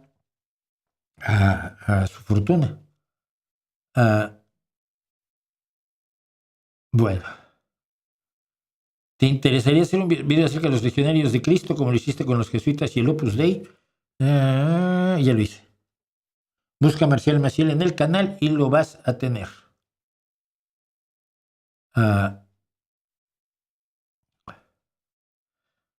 ¿Qué opinas del black metal nacional socialista, que es metal con ideología de extrema derecha? Pienso con él, como de todo el nazismo de extrema derecha, que es basura. ¿Cuáles países ha visitado además de Francia, Cuba y Estados Unidos? Pues he estado en a ver dónde he estado. He estado en Francia, Cuba, Estados Unidos, Canadá, por supuesto. Mis hijas viven en Canadá. Y el Reino Unido. Londres es la ciudad que más me gusta. El Brexit la ha convertido en una ciudad inhabitable. Los precios se dispararon de una manera increíble. Creo que nada más, no desafortunado. Y por supuesto Italia. He estado en Roma, en Florencia.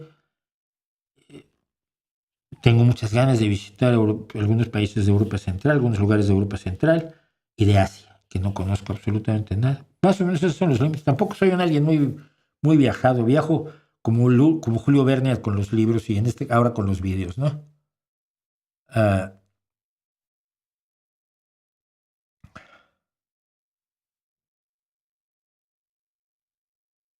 ¿Cuál es su postura respecto a las protestas y bloqueos? No tengo...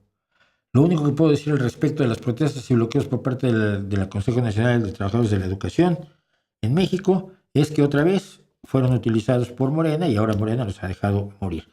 La Coordinadora Nacional de Trabajadores de la Educación es una organización que siempre se ha caracterizado por ser tremendamente extremista, y eso también lo traduce, por cierto, en la enseñanza que les da a los chicos.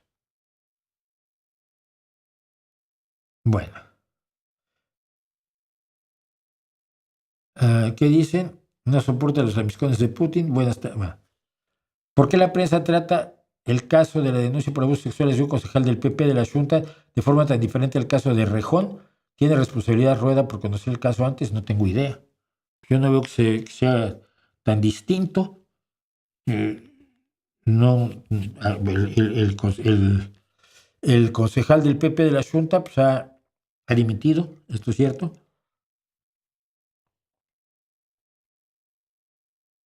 Pero no creo que haya esa diferencia en la denuncia por abusos sexuales.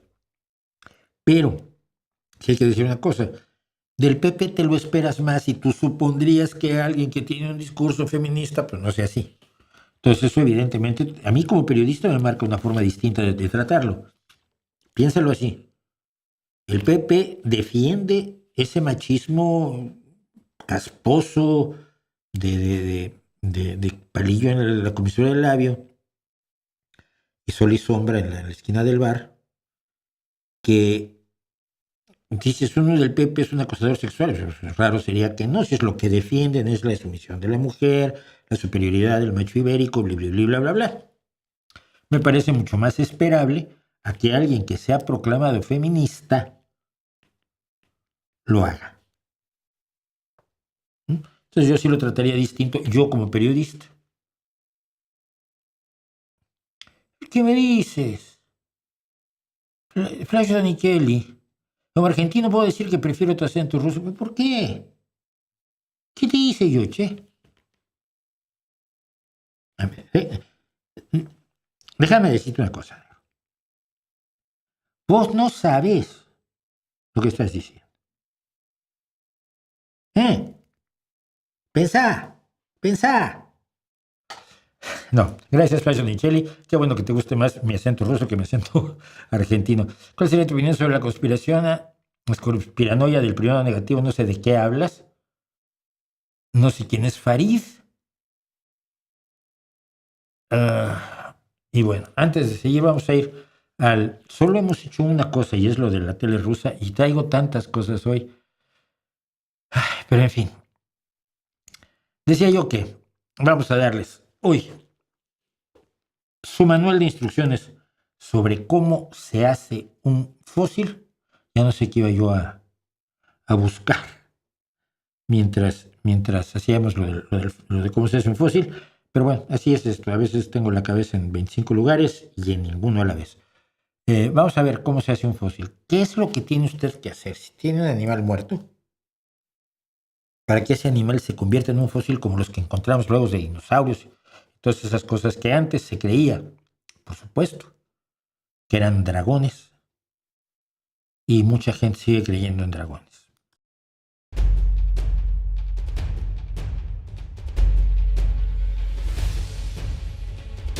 El proceso natural de la vida incluye como uno de sus principios más esenciales la descomposición de los cuerpos de los seres que han muerto.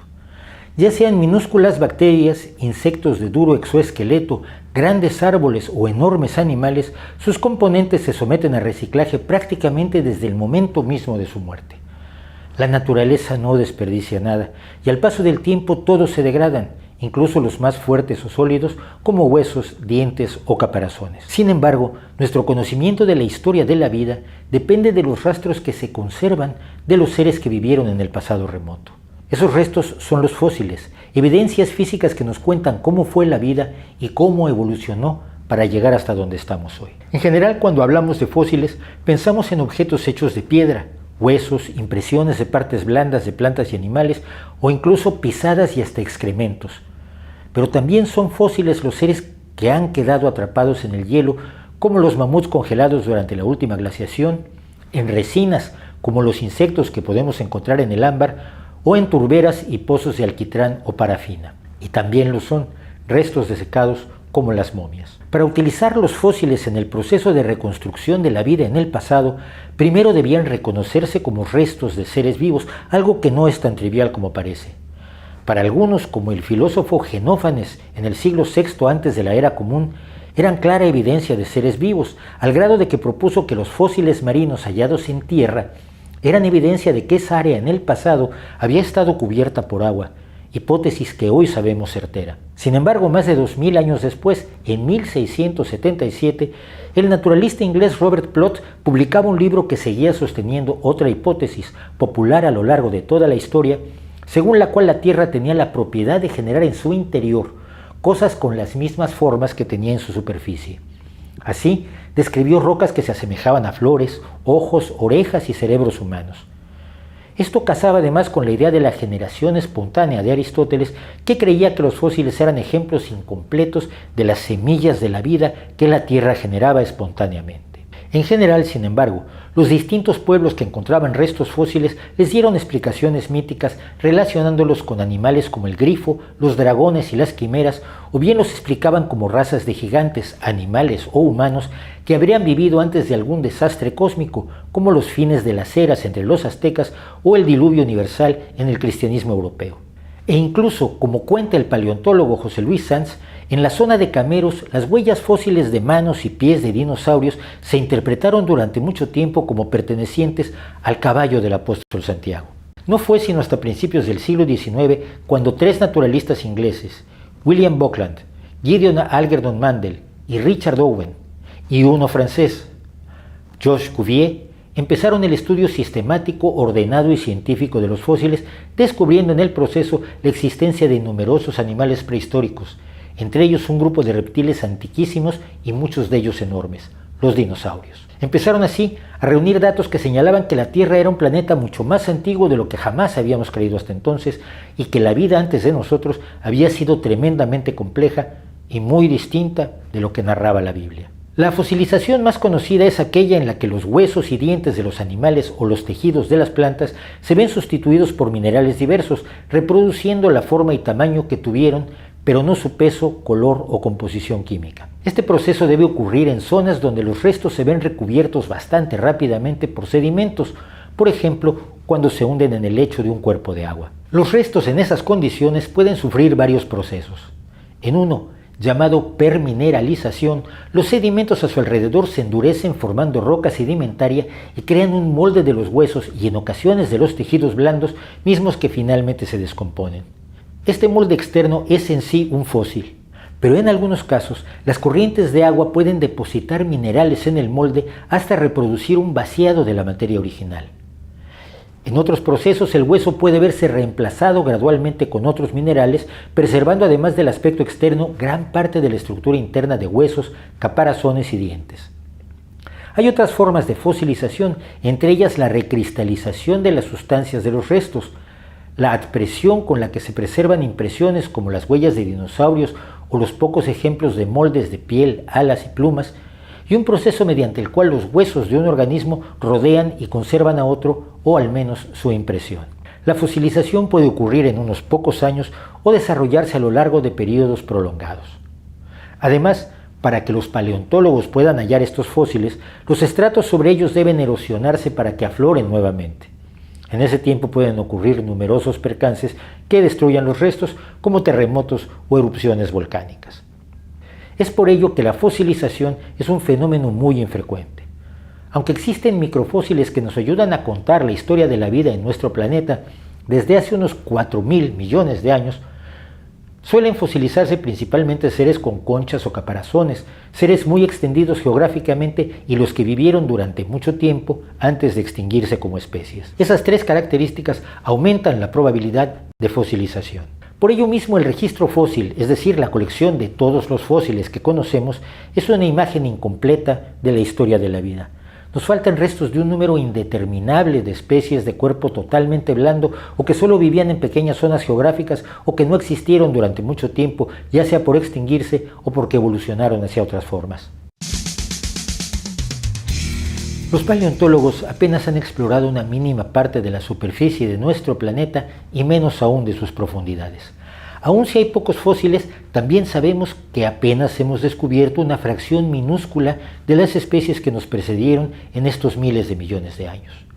Si hemos clasificado más de 520 géneros de dinosaurios, cada uno con varias especies, los expertos calculan conservadoramente que pudo haber 2000 géneros distintos.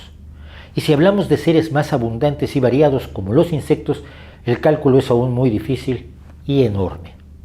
Por más que aprendamos, siempre queda mucho, muchísimo más por saber.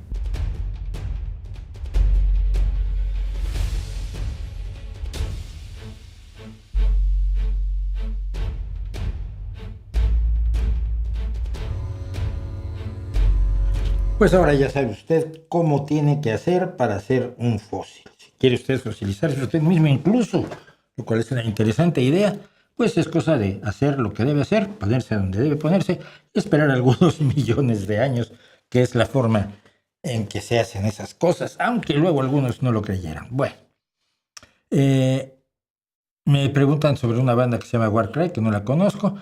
¿Qué es lo mejor para apoyar el canal? ¿PayPal, Patreon o Superchat? La realidad es que Patreon porque es mensual, o sea, si haces una aportación mensual, pues se agradece mucho más. El Superchat menos porque es el que pues, tiene una, digamos que la empresa que lo lleva se lleva una parte mayor, y Patreon y PayPal PayPal prácticamente muy poco y Patreon también poco. A ver, Patreon está creado por creadores, lo he contado en varias ocasiones y esto ayuda. Gracias a Paco Gutiérrez que le gustó la camiseta, a mí también, me acaban de traer hoy. ¿Cuál ha sido su experiencia con sustancias alucinógenas? Muy bien, mira, te voy a contar. Ninguna. Nunca he probado sustancias alucinógenas. Bebía y tuve una alergia hacia el alcohol, se me hinchaba la boca y las manos se me ponían como gorditas y rojitas. Y al final, pues una alergia no está bien. Cada vez que tomas algo de alcohol, que tengas una alergia, entonces dejé de beber hace como 40 años. No tanto. 30 y tantos. En el 86, 87 debe haber sido esto. Sí. Y nunca, las drogas nunca me llamaron la atención y siempre mi despertar a la música, por ejemplo, es con Janis Joplin.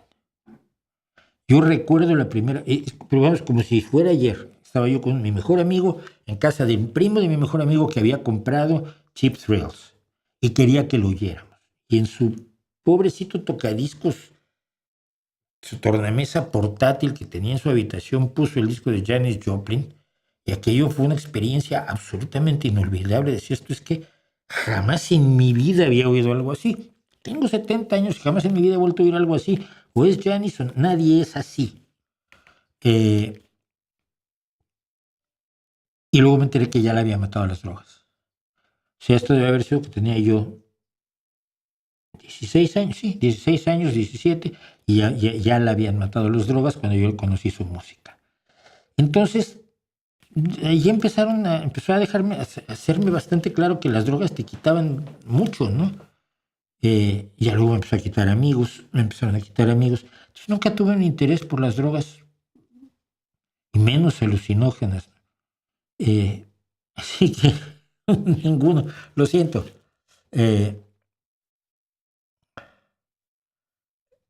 Podría hablar de la operación telaraña de Ucrania, ya lo hice amplísimamente con lo de la base y bueno, mis comentarios acerca de lo que hizo. Dice Leonor Zanoni que los dibujos animados que presentó el equipo de Milei son un adoctrinamiento bastante burdo. Bueno, eso espero. Si es burdo, incluso logra lo contrario a lo que pretende, eso siempre está bien. Pero los niños son maleables, obviamente, pero no son tontos. Hay que recordar que no son tontos. ¿Has escuchado Sauron de España? No, nunca he escuchado Sauron de España. Un video sobre el libro del Deuteronomio, así como el de Levítico, pues es que son lo mismo, ¿no? Son muy parecidos, pero bueno, puede ser. Esta frase me hizo el día: la gente tiene derecho a tener gustos acordes al nivel educativo al que los han sometido. Pues sí. Entonces, el arte, yo creo que el arte es consustancial. Tenemos la necesidad de la expresión emocional artística. Ahora, ¿cuál es? Pues es un gusto adquirido. ¿Sí? Creo que, no sé si Bach sea un gusto adquirido, pero bueno, si no has tenido acceso a Bach, siempre has tenido acceso a, qué sé yo, sones jarochos, pues obviamente te vas a sentir más identificado con los sones jarochos. No tiene nada de malo tampoco. A mí me encantan los sones jarochos. Soy guapanguero más que de sones, pero bueno. Gracias, Ramón Ayala, que me desea que no me muera. No es cierto, dice, te deseo una larga vida, siempre con salud para poder seguir escuchándote. Lo bueno es que como no drogo, no bebo, no fumo, igual duro. Juan Magno, ¿tiene algún gusto culposo en la música? ¿Gusto culposo? No, porque a mí me gustan mucho canciones que son entre surrealistas y zarrapastrosas, pero no es culposo, ¿no? Yo las cantaba El Charro Morado, cantaba Una Lámpara Sin Luz, cantaba El Calcetín, que son canciones, digamos, con características singulares. Pero no tengo gustos culposos, porque toda la música que me gusta y nunca tengo culpas por sentirlo.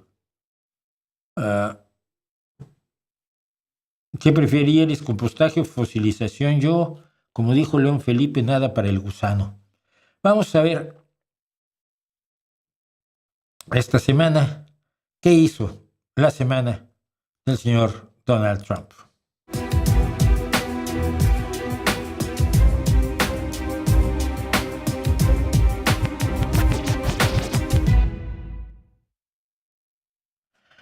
Bueno, pues esta es la semana que nos ha regalado, y no toda, ni lo intento que sea toda la semana que nos ha dado Donald Trump, pero sí son algunas cuestiones. Primero que nada,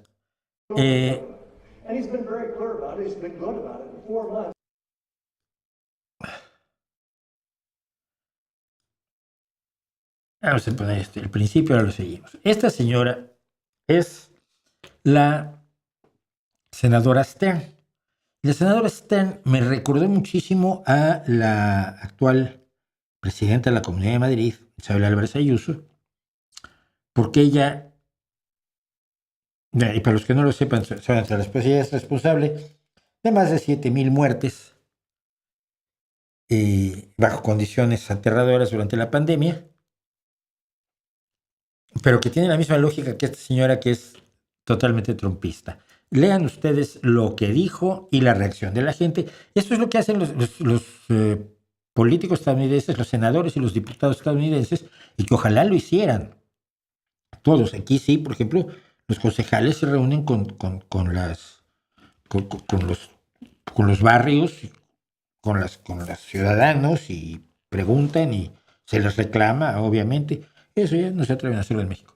Pero este fue un town hall, una reunión municipal de la senadora Stern con sus electores. Del que se está tratando es esto: el nuevo glorioso Big Beautiful Bill, la gran ley hermosa de Donald Trump, va a dejar fuera de los seguros médicos públicos a gran cantidad de personas, a varios millones de personas, que por lo tanto se van a quedar sin atención médica. Como ya hemos explicado aquí, los seguros de salud públicos en Estados Unidos no quiere decir que tú vayas a un hospital público o a una clínica pública con médicos pagados por el Estado. No.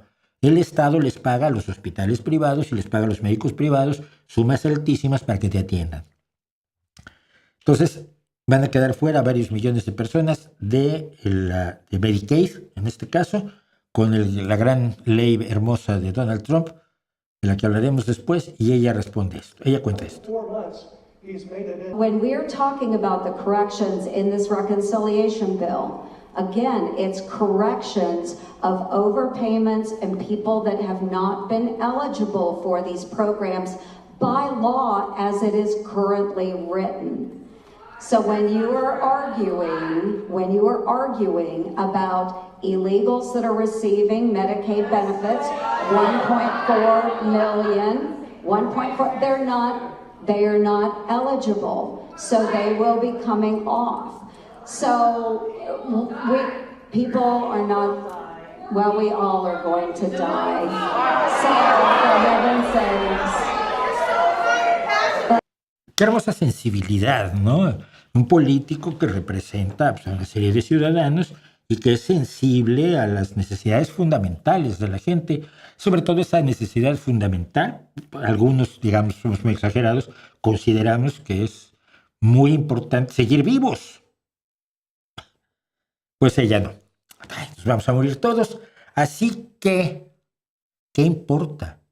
Si esta gente de color marrón que ha venido a ayudar a levantar los Estados Unidos muere, ¿qué? Además solo van a morir una vez, ¿no? Tampoco es que vayan a estar muriendo constantemente. Ni que paguen impuestos, sí pagan impuestos. Existe una cosa que se llama el ITIN, I-T-I-N, para que los indocumentados puedan pagar impuestos y demostrar que han pagado impuestos. No les da ningún derecho. Es una cosa de buena voluntad, que si tú estás en Estados Unidos y obtienes ingresos, puedes pagar tu ITIN. Y son varios miles de millones de dólares al año los que los inmigrantes indocumentados pagan de ITIN. Pero esta simpática mujer nos dice, todos vamos a morir. Y yo me acordaba porque Isabel Álvarez Ayuso fue, como digo, como presidenta de la Comunidad de Madrid, cuando la pandemia decidió que los ancianos que estaban en las residencias de ancianos que gestiona la Comunidad de Madrid, que tuvieran COVID, no serían llevados a los hospitales para ser atendidos.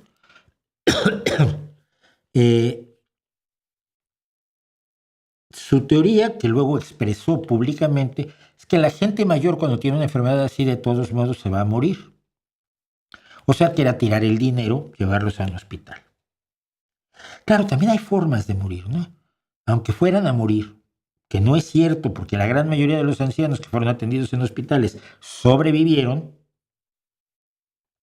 Los que sí fueron atendidos en hospitales en toda España, menos en donde el protocolo de Ayuso ordenó que se les dejara encerrados en sus habitaciones en las residencias de ancianos para que murieran solos, asfixiados, ahogándose, sufriendo lo indecible, porque si los llevas al hospital por lo menos les pueden poner un paliativo, los pueden sedar, les pueden quitar el dolor, la conciencia, el sufrimiento. No, estos 7,000 y tantos seres humanos murieron en condiciones horribles, abandonados como perros, y todavía alguien comentaba el otro día que le escuchó a los auxiliares médicos explicando cómo tenían que romperles los dedos a los cadáveres de los ancianos para separarlos de los barrotes donde habían muerto aferrados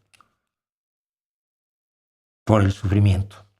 Pero como se iban a morir de todos modos, dice Isabel Díaz Ayuso, Ida, pues, ¿qué importaba si morían en condiciones humanas en un hospital con atención paliativa?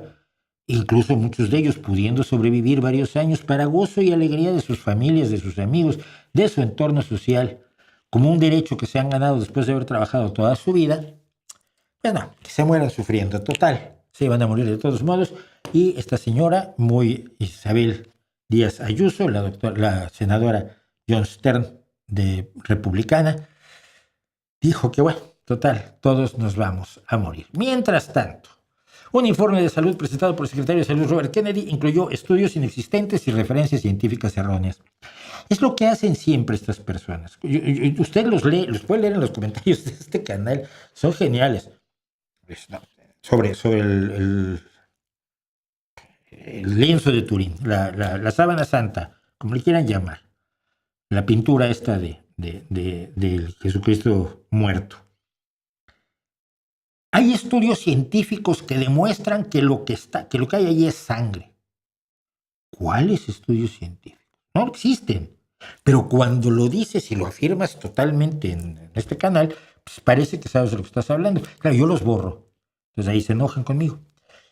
Esta gente siempre acude a ciencia imaginaria, fantasiosa, y en el caso de Robert F. Kennedy Jr., él está intentando demostrar por todos los medios posibles que casos como el aumento del diagnóstico del espectro autista o las enfermedades crónicas en los Estados Unidos se deben a los colorantes artificiales y se deben a a la mala alimentación, pero que eso no quiere decir que las vacunas tengan que usarse, ni mucho menos.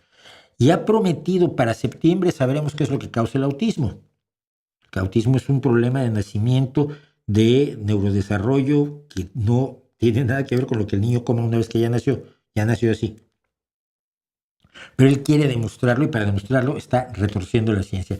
Y el primer informe que han presentado el informe Make America Healthy Again, hagamos Estados Unidos sano de nuevo, copiando el Make America Great Again de Donald Trump, pues resultó que cita estudios científicos que no existen.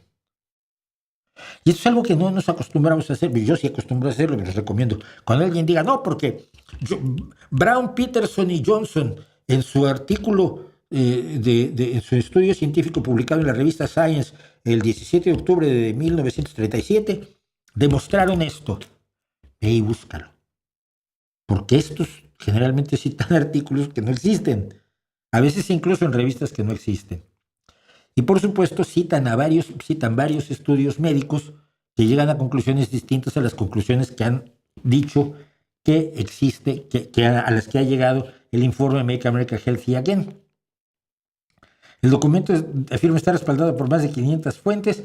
Investigaciones periodísticas han revelado que al menos 7 de estas citas corresponden a estudios que no existen o han sido mal interpretados. Está la salud de los Estados Unidos en manos de gente que quiere usar la ivermectina para tratar la COVID, ¿no? La ivermectina es un antibiótico, no es un antiviral. La COVID está causada por un virus. Pero bueno, no saben la diferencia entre una bacteria y un virus y no creen que sea necesario eso para ser secretarios de salud en los Estados Unidos. Y lo peor del asunto es que, claro, esto se copia en el resto del mundo porque aún con todo lo que está haciendo Trump, Estados Unidos sigue marcando la pauta.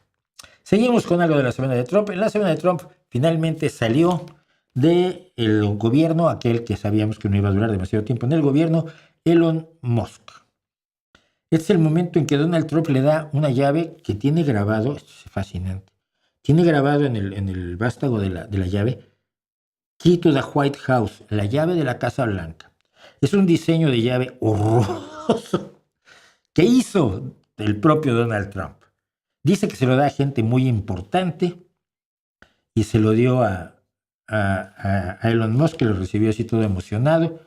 Elon Musk estuvo teniendo actitudes rarísimas durante esa conferencia de prensa donde avisó que salía del gobierno, después de haber prometido que ahorraría 4 trillones, no, creo que 3 trillones de dólares, no sé, pero en total que ahorró 1,000 y pico millones, que en el presupuesto de Estados Unidos es como si yo tomo un euro y lo raspo contra el suelo y lo que se desgaste pues es el valor que se perdió, que es nada.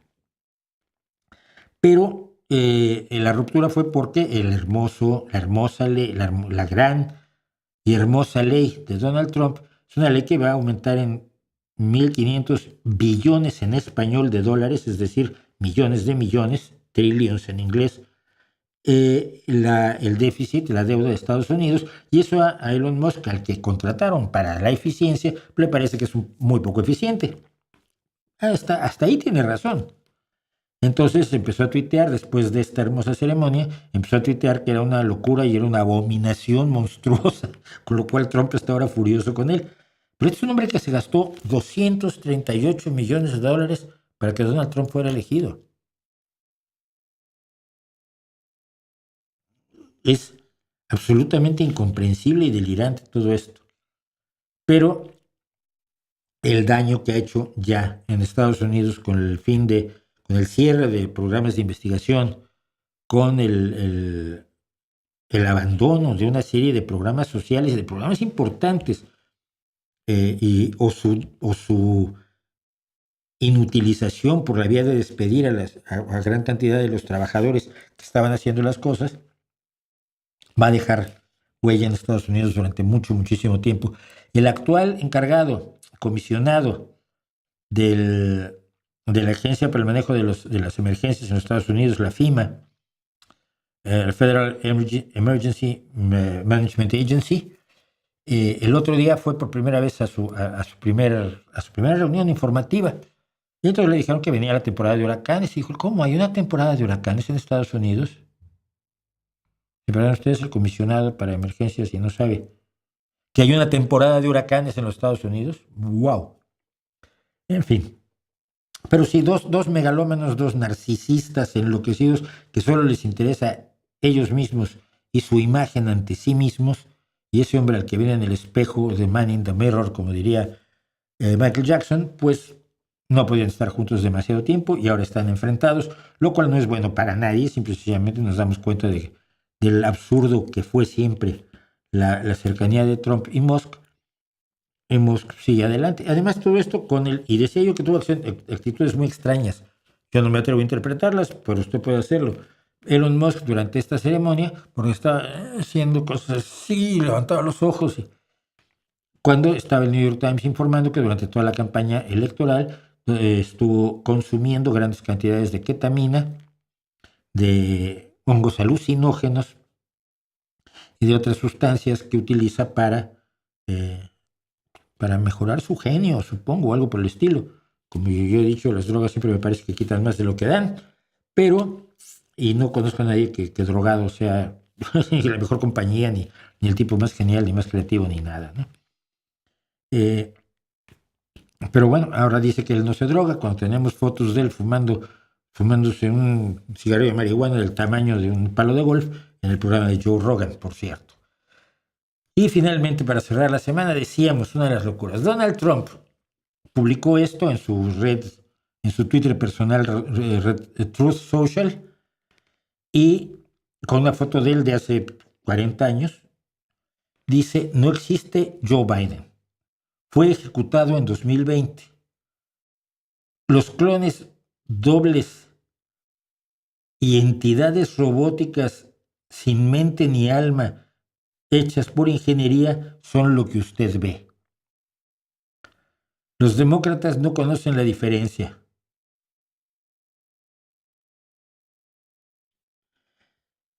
Ni siquiera sabe la diferencia entre un clon y un robot, para empezar por allí. Un robot y un clon son dos cosas distintas. Un robot es un ente mecánico.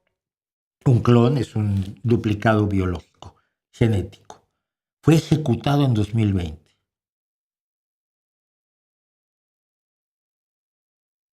El presidente de los Estados Unidos cree esto, que es una conspiranoia de las más absurdas que uno puede imaginarse, ¿no?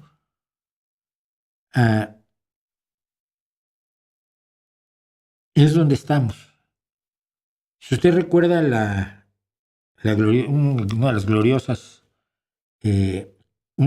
cuentos de Edgar Allan Poe se llamaba El sistema del doctor Alquitrán y el profesor Pluma, Dr. Tar and Professor Feather, o Profesor Tar y Dr. Feather, no me acuerdo cuál es exactamente. Y es uno donde pues les van a visitar a un psiquiátrico y el psiquiátrico les explica un nuevo sistema que están utilizando para curar a los pobrecitos locos que están en ese establecimiento de salud mental, pues porque están chiflados. Y cuando se van es cuando descubren que son los locos los que han tomado el control del psiquiátrico, los que están encerrados en las celdas, porque se encerraba a los locos en celdas, pues es el personal de los guardias y los médicos y los oficinistas del hospital en cuestión. En este caso, los locos han tomado el control del hospital, porque esta gente con estas creencias era absolutamente marginal cuando yo empecé a luchar en contra de la irracionalidad, y lo más peligroso eran los astrólogos y los que leían la ouija y las líneas de las manos. Y con lo que luchamos ahora es contra una ultraderecha enloquecida que promueve todo tipo de creencias irracionales y conspiranoias como las de Donald Trump. Y con esto mismo, sin mucho más los líos, bueno, a ver qué dicen, me saludan, que me piden a los profes de la Coordinadora Nacional de Trabajadores de la Educación. No sé cuál es el conflicto en concreto ahora.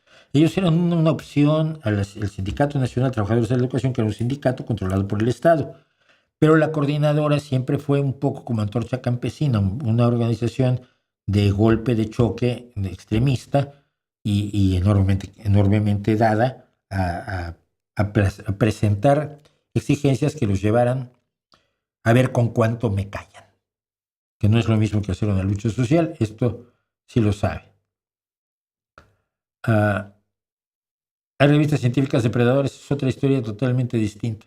No, las revistas científicas depredadoras no son revistas científicas, evidentemente, son publicaciones que no tienen ninguna acreditación científica.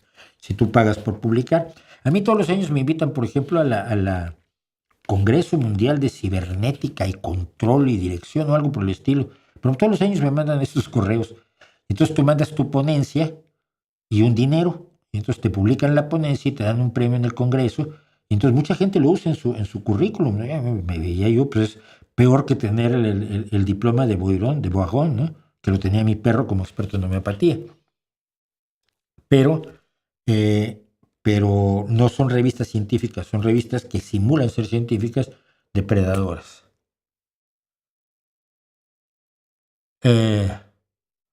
Hoy Trump, en su bestialidad, le dijo al canciller alemán Merz que el día D no fue un día muy placentero para ustedes, como si los alemanes deben conservarse en los intereses de la Alemania de los 40. Sí, pero la gente que vive en el pasado vive así. La gente que vive en el pasado vive así. Es lo mismo que López Obrador pidiéndole a España que pida perdón, ¿no? Es exactamente lo mismo. Es no ver que el mundo cambia y que las naciones sobre todo cambian y cambian radicalmente.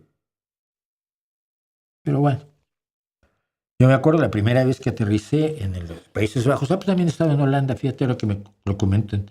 Estuve en Ámsterdam, lo pasé maravillosamente. Y en Bélgica presenté un libro. Estoy empezando a acordarme que estaba en más lugares de los que yo creía. Pero en Holanda estaba yo muy consciente de que los holandeses se desvivían por apoyar al tercer mundo y a organizaciones de liberación y organizaciones sociales y a países y dan un montón de dinero.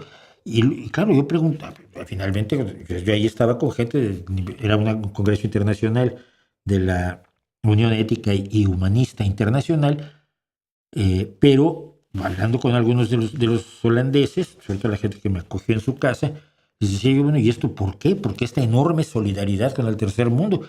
Y me decían los holandeses, pues nos sentimos terriblemente culpables de la depredación que hizo la Compañía de las Indias Occidentales en América sobre todo, ¿no? Pero en un momento dado los Países Bajos controlaban el comercio en el mundo durante la edad de oro precisamente de la pintura neerlandesa, curiosamente, ¿no? Cuando los guilds de comerciantes eran más poderosos que los nobles y sí depredaron el comercio mundial y ahora se están tratando de quedar bien con África y con América Latina. Me parece muy bien. Nadie me puede decir que los holandeses de hoy son los mismos que fueron aquellos depredadores holandeses, ¿no? Ni los españoles de hoy son la España imperial, ni los alemanes de hoy. Esta historia la cuento en muchas ocasiones. Estábamos celebrando, no me acuerdo qué, pero en los años 90, supongo que los 50 años, sí, en el 89, estábamos haciendo los 50 años del inicio de la Segunda Guerra Mundial.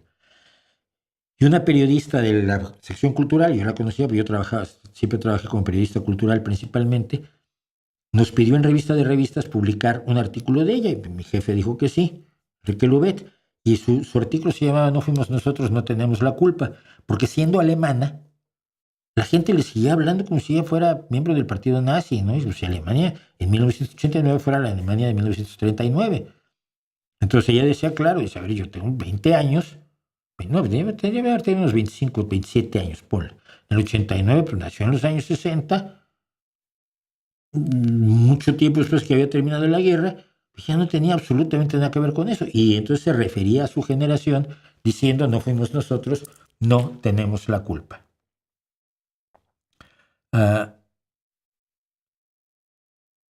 ¿Usas programas de IA? ¿Cuál? Pues uso ocasionalmente Night Café, pero para divertirme o para hacer alguna portada así que luego pongo horror producido por inteligencia artificial, porque sigue siendo por lo menos Night Café y el otro que uso, ¿cómo se llama? Ay, no me acuerdo. El que se usa por Discord. Son bastante, me siguen pareciendo bastante torpes. La IA de Photoshop tiene algunas cosas interesantes, pero sigue. Bueno, vamos a otra cosa que teníamos preparada para el día de hoy. Y es esto. A ver si lo encuentro.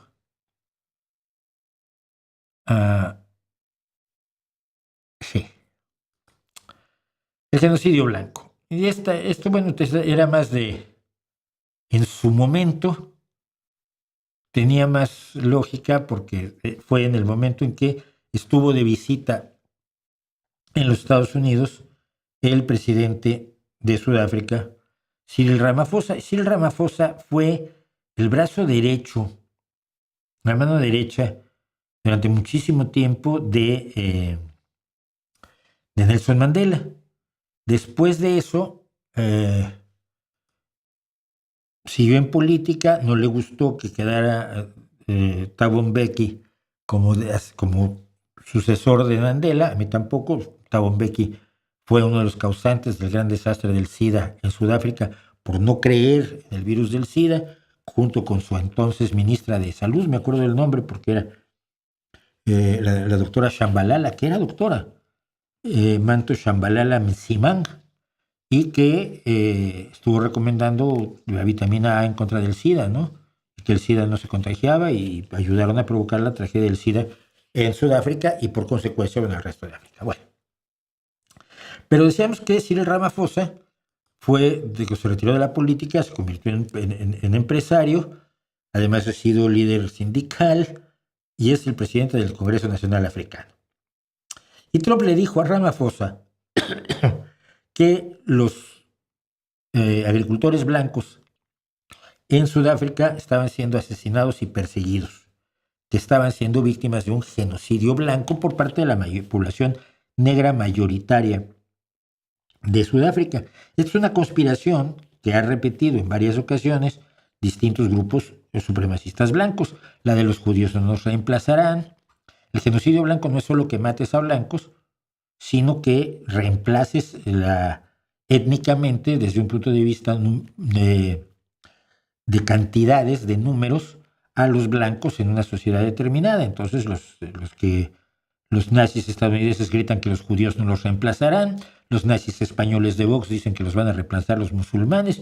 Yo creo que con un 5% de musulmanes en España no reemplazarán, desafortunadamente, a Santiago Abascal muy pronto, que digamos. Tampoco van a reemplazar a nadie en Europa porque no hay más de un 10% de musulmanes en Europa. Y en el caso de Sudáfrica, Elon Musk promueve la idea del genocidio blanco. El viernes, el ministro de Policía sudafricano, después de esta visita que se realizó aquí, y esto que lo puso Donald Trump, mira, son las tumbas de los granjeros blancos asesinados. Y estos son plasmorde, quiere decir asesinatos en el campo, si mal no recuerdo. No lo tenía yo por aquí, pero creo que lo perdí. Bueno, sí, lo perdí. Pero esto fue una instalación de cruces que no son tumbas en memoria de los agricultores asesinados, no solamente blancos. Pues generalmente cuando robas una granja, pues matas a todos, ¿no? A los dueños blancos y a los trabajadores que son blancos y negros, mayoritariamente negros, todavía sí. Pues los negros siguen siendo los más pobres porque la riqueza, pese al fin del apartheid, la riqueza, salvo excepciones como la de Cyril Ramaphosa, sigue perteneciendo a los blancos, a los antiguos africanos. Los afrikaners son los descendientes directos de los holandeses que implantaron el apartheid. Entonces, el viernes, después de este desastre con el presidente Ramaphosa, el ministro de la Policía Sudafricana, Senzo Mchunu, dijo que entre enero y marzo, 5 de las 6 personas asesinadas en granjas habían sido negras y una era blanca. La víctima blanca vivía en una granja, mientras que la gente negra que murió fueron 2 propietarios de granjas, 2 empleados y un gerente. Mchunu dijo que en el anterior trimestre de octubre a diciembre de 2024 se registraron 12 asesinatos en granjas. Uno de los 12, el dueño de una granja, era blanco. El problema es que algunos no se reconcilian con el fin del apartheid y los grupos de ultraderecha promueven el tema y atraen el apoyo de nazis de otros países, como, por ejemplo, Elon Musk. La realidad es que Sudáfrica tiene un problema de inseguridad que la pone a la altura de México, incluso por encima de México en cuanto a inseguridad. Inseguridad que, por cierto, ha bajado, aunque ha tenido un repunte a partir del año 2020, pero en el año 1990 era tremendo y no era racial. Eran pobres contra ricos. Si la mayoría de los pobres son negros, pues la mayoría de los delincuentes eran negros, pero no por negros, sino por pobres.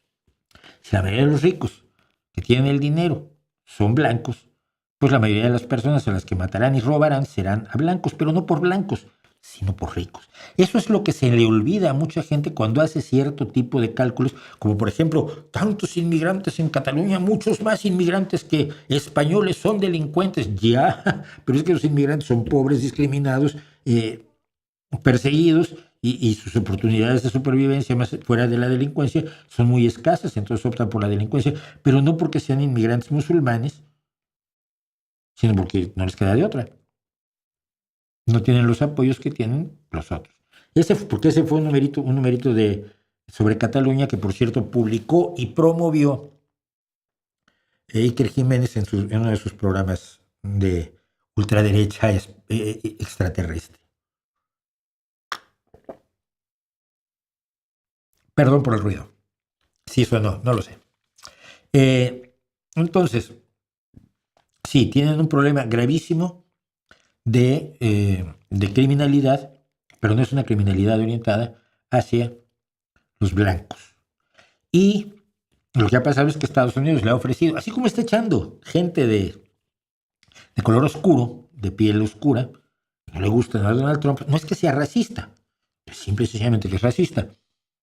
Le ha ofrecido asilo a los granjeros blancos que quieren huir, que quieren dejar sus tierras ancestrales, donde su familia ha vivido un par de cientos de años, e irse a Estados Unidos, donde las cosas están tan guapas, ¿no? Yo estuve viendo testimonios en la televisión sudafricana de granjeros blancos que dicen, a ver, este es mi país, yo estoy muy bien, yo soy feliz aquí, pues a mí nadie me molesta por blanco, ni mucho menos, y aquí estamos construyendo nuestro país lo mejor que podemos, después de una historia terrible que existió. Yo me acuerdo, fíjense, yo era profesor de secundaria, de inglés en una secundaria, cuando estallaron los disturbios de Soweto. Esto hace muchísimos años, Mandela ya estaba en la cárcel. Entonces, sí, 12 o 14 listos que probablemente estaban en la calle, que tienen tantas granjas como yo, se han apuntado y han sido recibidos como refugiados, exiliados en los Estados Unidos, pero 12 o 13, no más que eso. Es un mito y es otra cuestión increíble que un presidente de un país poderoso no pueda llamar a 4 técnicos, 4 personas que tengan los hechos, infórmenme si esto es cierto. Los datos, los hechos, qué pasa, criminalidad, cuántas víctimas blancas, cuántas víctimas negras, los mataron por blancos, los mataron por ricos, los mataron por qué. Y como estos datos se tienen porque vivimos en la época de los datos, afortunadamente, y no en la época de la mera especulación filosófica, ¿qué es lo que hace Donald Trump? Por cierto, pues afortunadamente tendrían los datos, pero que no tenga la mínima capacidad de ir a los datos, o el interés, o el respeto por los datos, eso es quizás lo que más debería preocuparnos. Y ya que estamos hablando de eso, vamos a hablar de un horror xenofóbico. Y esto creo que los va a horrorizar. A mí me horrorizó cuando me enteré. Aquí sí, aquí tampoco hay un problema de carácter racista, ni mucho menos. Hay una organización en un país determinado que se acaba de convertir en un partido político cuyo mensaje es fundamentalmente xenofóbico, es decir, o xenofóbico. Es decir, los extranjeros son los que traen todos los males a mi país. Si les suena esto parecido a lo que dice Abascal y Orbán y Trump, lo es. Este grupo se ha visto vinculado a las amenazas y violencia en contra de inmigrantes legales e indocumentados dentro de su país. Este grupo culpa a las fronteras abiertas de su país a sus prácticas de inmigración más bien laxas y a la presencia de inmigrantes de muchos de los problemas sociales que tiene su país, que están convencidos que si pudieran deshacerse de los extranjeros, fuera echándolos, si quieren, o matándolos, se resolverían los problemas sociales y económicos gravísimos que sufre su país. El objetivo fundamental del movimiento es expulsar a los migrantes de su país. Ellos dicen que no tienen motivos xenofóbicos, simplemente odian a los extranjeros. Recuerdo yo haber visto un documental en el que una de las mujeres fundadoras y líderes de esta organización explicaba que odiaba tanto a los extranjeros, y cuando la dejabas hablar, la oías un poco. Su problema fundamental es que su hijo fue víctima de las drogas, y esas drogas las trajeron los extranjeros. Si no hubiera extranjeros en su país, no habría drogas. Sigue sonando a Donald Trump, ¿verdad? Esta organización se fundó en 2021 y surgió del discurso que culpa a los migrantes de todos los problemas económicos, sobre todo de las muertes de la COVID-19 y de las órdenes de confinamiento de la COVID-19. Todo eso no fue por el virus, no fue por la enfermedad, no fue por la pandemia, fue culpa de los inmigrantes. Esta organización está creciendo en popularidad, además, dentro de su país. Otros grupos antiinmigrantes que usan el mismo nombre también se han ido estableciendo y se han expandido a distintos lugares de su país. Su campaña, dicen, ellos están en contra del crimen, la falta de trabajos y los malos servicios de salud. Claro, el problema es que todo eso es culpa de los inmigrantes. Entonces, no es que estén en contra de los inmigrantes, sino que están en contra de las causas, de las consecuencias de la inmigración de ilegales. Yo los he visto también rompiéndole su ropa a inmigrantes que venden ropa en la calle, como en España lo vemos menos, pero los manteros solían vender hasta ropa por las calles, y quitándole su ropa y tirándola a las alcantarillas. Y pues, obviamente alguien que está tan pobre que vende ropa en la calle, ropa que consiguió probablemente a crédito, le has jodido la vida. Han sido acusados de gran cantidad de actos de violencia en contra de inmigrantes por todo el país, incluso cerrando tiendas y atacando propiedades de inmigrantes, como lo hacía Hitler también con las tiendas de los judíos, si usted recuerda, ¿no? No voy más allá. Esta organización se llama Dudula y es una organización sudafricana que busca, dice allí, los inmigrantes ilegales son una carga en la economía, dice la pancarta más grande allí, veteranos militares y en Fakati, que es una palabra en zulú que yo no me sé. Dudula quiere decir empujar de vuelta, quiere decir resistirse empujando. Y es una organización que está creciendo como partido político y que aspira a quitarle el poder al Congreso Nacional Africano. Estos sí son peores. Y son exactamente iguales que Donald Trump, y son exactamente iguales que Abascal, son exactamente iguales que Orbán, son exactamente iguales que Wilders, son exactamente iguales que Le Pen. Son gente a la que mueve el odio. No es porque sean negros, porque son humanos. Y los humanos nos resulta fácil vivir por el odio, sobre todo si no nos han enseñado a vivir por el amor. Es algo que le pasa a la izquierda. Hay mucha gente que tiene más odio a los ricos que amor a los trabajadores pobres, ¿no? Y hay gente que le tiene más odio a los inmigrantes que amor a los propios. Así que ahí es donde estamos con la operación Dudula en Sudáfrica. En la misma Sudáfrica donde el genocidio blanco tampoco existe. Pero el odio hacia el inmigrante entre la mayoría de la población, porque la gran mayoría de la población sudafricana siempre ha sido negra, está existiendo y está preocupando a la gente. ¿Qué les parece?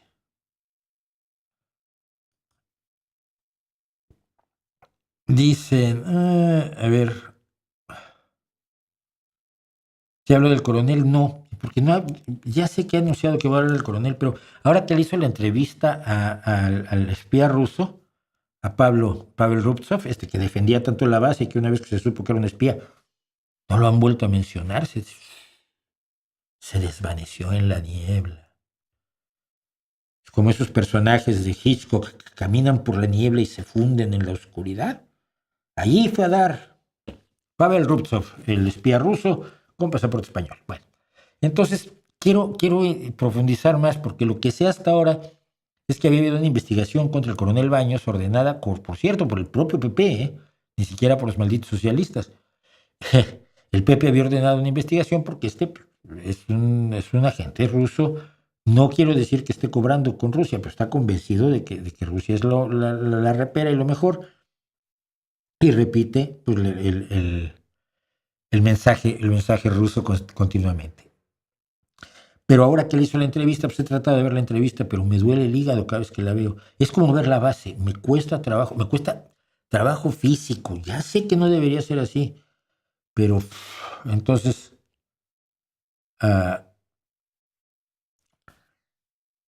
no sé si voy a hablar del coronel. Me pregunta Aileen Kalani algo interesante. La tecnología de monitoreo social chino no es algo que cualquier país quisiera implementar si su tecnología se lo permitiera. Su tecnología se lo permite. Primero que nada, no veo por qué un país quiera implementarlo. Veo por qué algunos gobiernos, sobre todo autoritarios, quisieran implementarlo, pero también veo por qué en un país democrático es muy difícil implementarlo, porque es muy fácil oponerse a ello. De hecho, toda la legislación que tenemos para el uso de las tomas de las cámaras que tienen en público ya las distintas organizaciones de seguridad o en el exterior de los edificios públicos, el edificio de Hacienda y del Ayuntamiento y del edificio del Ministerio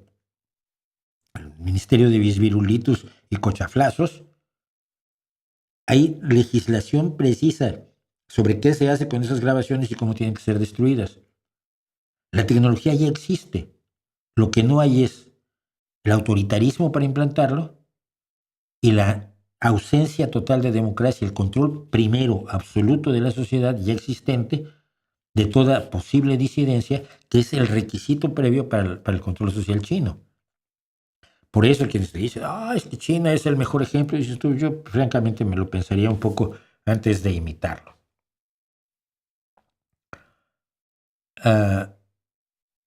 ¿Crees que youtubers como tipos Coronel Coronel Bañovsky y similares que dependen de la productora Dicker Jiménez deberían poner en sus canales su pertenencia a dicha productora para dejar clara su línea editorial? Yo creo que sí. A ver, aquí en este canal, en el streaming no, pero en los segmentos del streaming sí. Y en el a fondo siempre tenemos al final quién lo patrocina. Aquí lo patrocinan los Patreons, mis mecenas. Y a ellos les agradezco todo y ahí los pongo y son los que producen este programa. O no es un programa, pero vamos.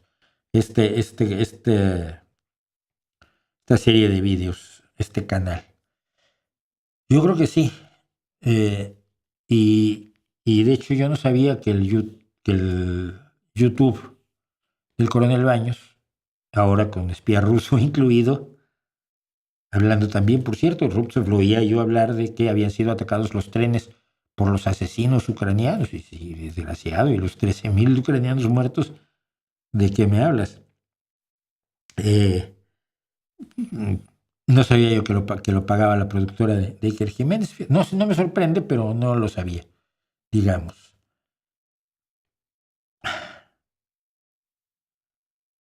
La derecha tiene muchos tentáculos y está más coordinada que la pobre izquierda. A mí lo que me da esperanza es que la gente, sin darse cuenta, es más de izquierda que de derecha. Cuando tú quitas toda la parafernalia y todo el debate ideológico y la mentira y el engaño y la exageración, la demagogia,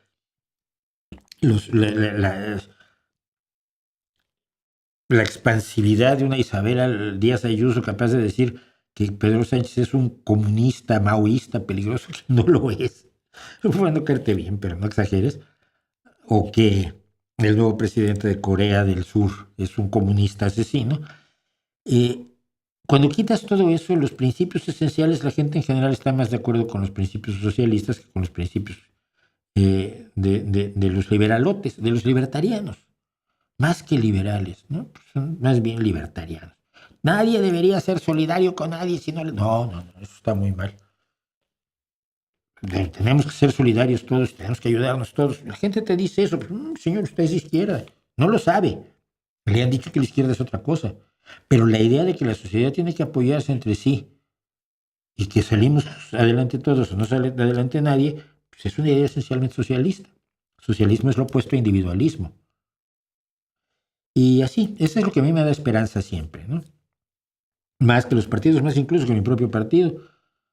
Aunque por lo menos en mi partido yo me siento junto a trabajadores y a obreros para las asambleas y ahí la voz de todos vale exactamente lo mismo, cosa que no pasa en los partidos en los que nunca participé, pero con los que estuve cerca de México, por decir algo, ¿no? ¿Por qué a los españoles les cuesta tanto pronunciar bien el inglés? Por la misma razón que a los estadounidenses les cuesta mucho trabajo pronunciar bien el español.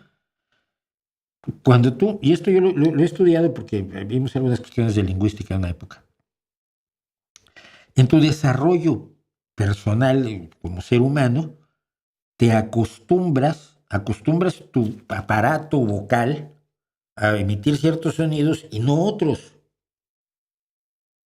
Si tienes un idioma que necesita otros sonidos, tienes que reaprender posiciones que no son conscientes, que las controlas de tus cuerdas vocales, de tu faringe, de tu laringe, de la lengua, del levantamiento no del velo del paladar, de la posición de los labios, todo lo cual influye en que pronuncies correctamente un idioma o no. Y además que lo que pronuncias lo haces con el de tu región, no hablas con el idioma de otra región. Ahí siempre estás imitando. Y todos los idiomas tienen giros regionales. Entonces, yo hablo buen inglés porque me aprendí desde pequeño. Entonces, pueden creer que soy angloparlante originario, pero porque lo aprendí desde pequeño, como los niños chinos aquí, los hijos de chinos inmigrantes que han puesto tiendas y restaurantes aquí en Gijón directamente, que ahora ya son chicos mayores, que pues algunos hablan asturiano cerrado, que tienen su pandilla de amigos y hablan español, digo español y asturiano, y alguna vez a un chaval como de 11 años, decía, pero tú, a nosotros nos hablas en español, pero tus padres sigues hablando en chino. Sí, por supuesto. Tú no te confundes nunca. Y me miraba como diciendo, el de la barba es tonto, ¿no? ¿Cómo me voy a confundir? Porque mis padres hablan chino, pero no es chino. Pero es que todo el uso de tu aparato fonador es distinto para el chino que para el español. No puedes confundirlo. Primero que nada, porque el chino es, entre otras cosas, un idioma tonal. Es decir, no solo importa la sílaba, sino importa en qué tono la dices. No es lo mismo A que A. Yo tenía un amigo que aprendió vietnamita y que no le entendían hasta que uno le explicó, le dice, ya sé por qué no te entiendo. Porque tú hablas 2 tonos abajo. Pero si interpreto 2 tonos arriba lo que estás diciendo, ya te entiendo. Claro, porque él oía la diferencia tonal, O, I, A. Pero él hacía O, I, A, y el otro era A, I, A. Entonces era más agudo. Y no le entendían porque él decía la misma relación tonal, pero más grave. Así de delicado es el manejo tonal en algunos idiomas asiáticos, ¿no? Entonces, por eso es que a los españoles les cuesta el inglés y a los angloparlantes el español les cuesta enormemente. Hay la R con R cigarro, R con R barril, rápido ruedan las ruedas del ferrocarril.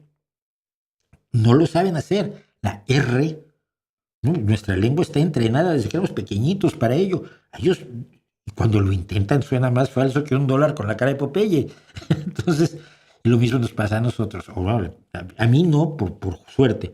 Pero, por ejemplo, hay gente que lleva años hablando inglés y que te dice stop, porque no puede decir stop. Porque todo su aparato fonador está acostumbrado a usar la E antes de la S. Es porque somos como somos. A veces lees muy rápido los chats y no se te entiende. Vale, ¿y cómo sabes que no es a propósito? Ah, ¿verdad? Bueno. Vamos a hacer...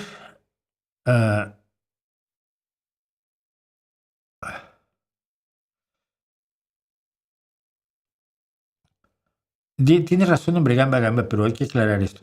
Evitar la marginalidad es la forma de reducir la delincuencia, pero explícale a un derechoso que el gasto social redunda en el descenso de la criminalidad y no lo entenderá por puro odio. Ya, pero muchos empresarios que son de derecha light, digamos, sí lo entienden. Como muchos tienen que entender que la sola reducción de la pobreza no trae por consecuencia el fin de la delincuencia si la delincuencia está alimentada por un motor tan generoso como el del control de las drogas. Es lo que yo traté de explicarles a los obradoristas con el tema de los abrazos no balazos. No es que, mira, tú puedes acabar con la pobreza y va a seguir existiendo ese nivel de delincuencia porque las recompensas que da el narcotráfico son enormes. Obviamente lo que va a hacer reducir es la delincuencia del carterista de autobús. Pero no vas a parar la gran delincuencia del narcotráfico. Pero en general, cuando no tienes un motor tan potente como ese, pues sí, evidentemente, cuando la gente no tiene necesidad de robar, pues prefiere no robar, ¿no? Porque en general a la gente no le gusta ir a la cárcel. Es gente rara, ¿no? No le gusta que la detengan y la metan a la cárcel y viva los horrores de una vida carcelaria. En fin, bueno. Vamos a hacer los comentarios porque quiero ver si me da tiempo de hacer la galería. Si no me da tiempo de hacer la galería, no se preocupen porque la tenemos para la semana próxima y va a quedar muy bien. Entonces, ahora son comentarios varios.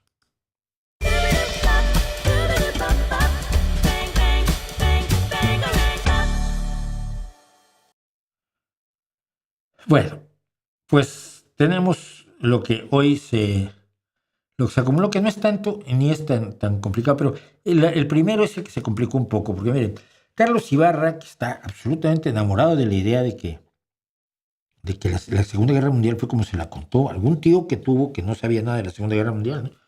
Entonces, a raíz de lo que hablamos, de que Stalin, de quién ganó la Segunda Guerra Mundial, que yo siempre he dicho que la ganaron los aliados, porque eso lo demuestran los hechos, pero los prorrusos y los prosoviéticos esto lo llevan de la patada. Entonces, Carlos Ibarra, que es uno de ellos, dice, para mí el gran ganador en Europa fue Rusia. ¿Por qué? Porque en su territorio se llevó a cabo la guerra, no se llevó a cabo la guerra en Estados Unidos, no se llevó a cabo más que durante la batalla de Inglaterra en el Reino Unido, y Francia fue derrotada, ¿no? Pues dice, Francia e Inglaterra fueron derrotados en el primer mes de la guerra. No.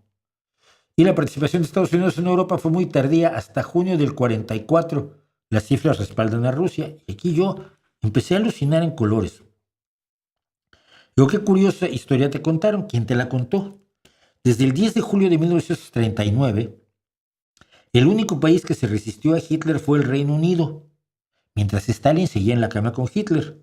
Y lo resistió también que Hitler tuvo que abandonar su sueño de desembarcar en la Gran Bretaña y tomarla, por lo que fue a pelearse con su antiguo socio, Stalin. ¿Inglaterra perdió en el primer mes de guerra, septiembre del 39? No.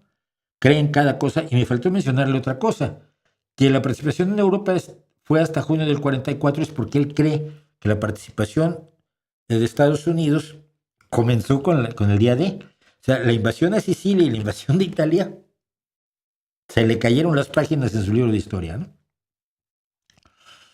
Que es bastante anterior. Entonces, me contesta, más de 300,000, además 300,000 mal escrito, pero es otra cosa. Más de 300,000 tropas francesas e inglesas fueron rodeadas en Dunkerque. ¿Acaso eso no es una derrota? Y a Hitler le interesaba apoderarse del inmenso territorio ruso, que tiene muchos recursos naturales como el petróleo y tierras muy fértiles, y no una pequeña isla que no tiene nada de nada, solo piratas. Es una visión muy curiosa del Reino Unido. Digo, sí, la batalla de Dunkerque se perdió, pero el Reino Unido no perdió la guerra en septiembre del 39 en Dunkerque. Al contrario, logró rescatar a sus tropas. Y no digas tonterías. A Hitler le interesaba tanto Gran Bretaña que se lanzó a perder 2.500 aviones buscando debilitarla para una invasión que ya estaba preparada. La Operación León Marino que empezó a concentrar fuerzas en Calais y en Rotterdam, mientras se llevaba a cabo de julio a septiembre la batalla de Inglaterra, donde pensaba laminar las fuerzas inglesas en tierra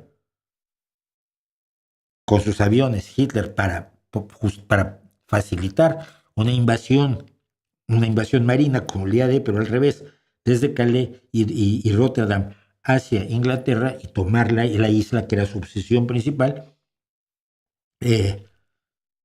Para eso emprendió la batalla de Inglaterra y perdió 2.500 aviones, y fue lo que permitió que Inglaterra sobreviviera. Aquel discurso de Churchill de nunca tan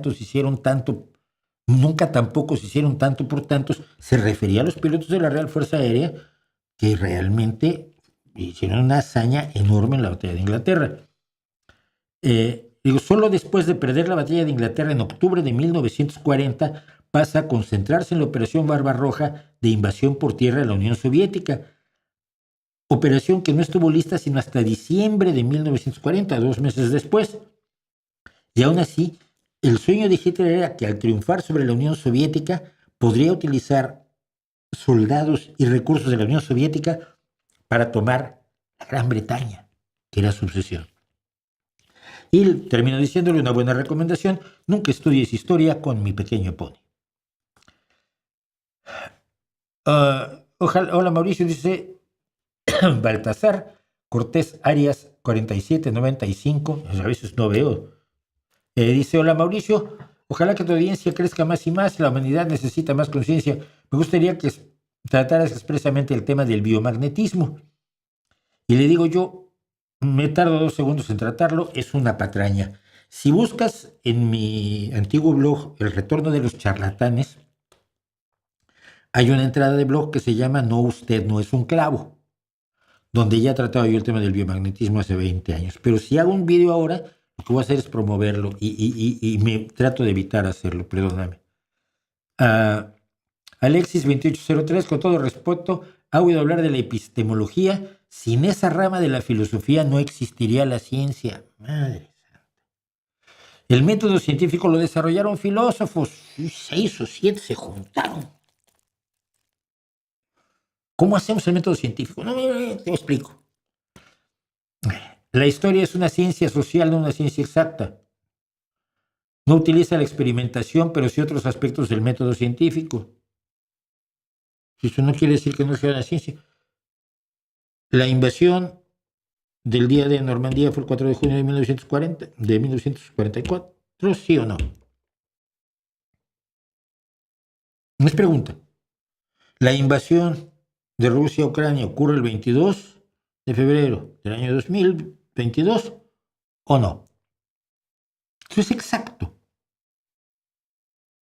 No tienes por qué usar experimentación. Mucha gente confunde el método experimental, los métodos científicos con el método experimental, que es solo uno de ellos. Tampoco la cosmología puede experimentar, y no me vas a decir que no es una ciencia. Pero le digo, mira, ¿por qué creen en esas patrañas? Tycho Brahe tiene que empezar rechazando a Aristóteles para aceptar que está viendo una estrella nueva, la nova de Brahe. El inicio de, según uno de los estudiosos de la historia de la ciencia que estoy leyendo, a Button, dice, la ciencia empieza el día que Tycho Brahe levanta los ojos al cielo y ve una estrella que no debía estar ahí. Y no debía estar allí porque Aristóteles había enseñado que los cielos eran inmutables. ¿Cómo que aparecía una nueva estrella? Cuando Tycho Brahe determina que es una estrella, tiene que decir, Aristóteles se equivocaba. ¡El horror! Se han metido con los filósofos. Pues sí, pero es que la realidad no se ajusta a las especulaciones de Aristóteles. I'm sorry. Francis Bacon tiene que abandonar y refutar a los filósofos para proponer un nuevo método, el científico, que ofrece lo que nunca ofreció la filosofía en 2000 años. Conocimiento certero. Y llegan ustedes y dicen, Brahe y Bacon y todos los que piensan cosas interesantes son filósofos. Debería darles vergüenza. Y date un paseo por la arqueología experimental, auxiliar cada vez más importante de la historia, y por la ciencia de materiales, y por los métodos de datación, y etcétera, etcétera. Lo que no es exacto no es ciencia. Esto luego no le gustó, dijo que tiene que haber cosas que no son exactas y que son ciencia, no sé cuáles, no me dijo cuáles. Lo que no es exacto no es ciencia porque por la definición misma del conocimiento certero que se obtiene a través de los métodos de la ciencia, que son la observación, la cuantificación, la experimentación y la verificación independiente. Y la verificación independiente solo se logra con exactitud. Solo puedes verificar independientemente una cosa que es exacta, creo yo. Igual puedo estar equivocado. Carla Siguaraya Sala Zambrano, 9114, me dice: en cuanto a Palestina, alguien está enviando armas para que puedan defenderse frente a Israel. Y le digo: Arabia Saudí, Qatar, Irán, los Emiratos Árabes Unidos. ¿Quién crees que ha mantenido a Hamas y Hezbollah todos estos años? Nos dice Marciano OP8, los dueños no quieren a sus perros porque, a ver, empiezo otra vez. Los dueños no quieren a sus perros porque crean que los quieren. Los quieren por ser perros aunque los muerdan. Sí.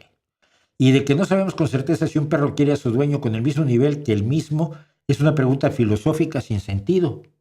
Por el simple hecho de carecer de una definición de aquello, aunque no significa que no se pueda aproximar sabiendo qué partes del cerebro dispone un perro, como por ejemplo saber si un animal siente dolor. Al fin y al cabo, ambas especies son mamíferos. No entendí, pero mi respuesta va por otro lado. No entendí por qué esa pregunta que dices, la de si los perros nos quieren o no, es filosófica y no es solo una pregunta interesante. ¿Qué diferencia una pregunta interesante, aguda, razonable, de una pregunta filosófica? Nunca lo he entendido. Brenda Solano, 1126, dice: los sionistas con Z están matando palestinos. La mayoría de los israelíes están de acuerdo en que hay una limpieza étnica. No quieren a los árabes allí. No están promoviendo el terrorismo, están abogando por la libertad palestina. Me gusta tu canal, de acuerdo en ciertas cosas contigo, y otras no tanto, y en otras nada. Bueno, eso está muy bien. Pero le pregunto yo, ¿de dónde sacas el dato de que la mayoría de los israelíes están de acuerdo con que hay una limpieza étnica? Pregunto porque los datos que yo tengo de la última encuesta Pew, PEW, que es una de las máximas encuestadoras del mundo, no se corresponden a eso. ¿Qué encuestas tienes sobre limpieza étnica que puedas compartir con nosotros? Ya no nos dijo. Y llega el momento. Este es el premio Elton de la semana.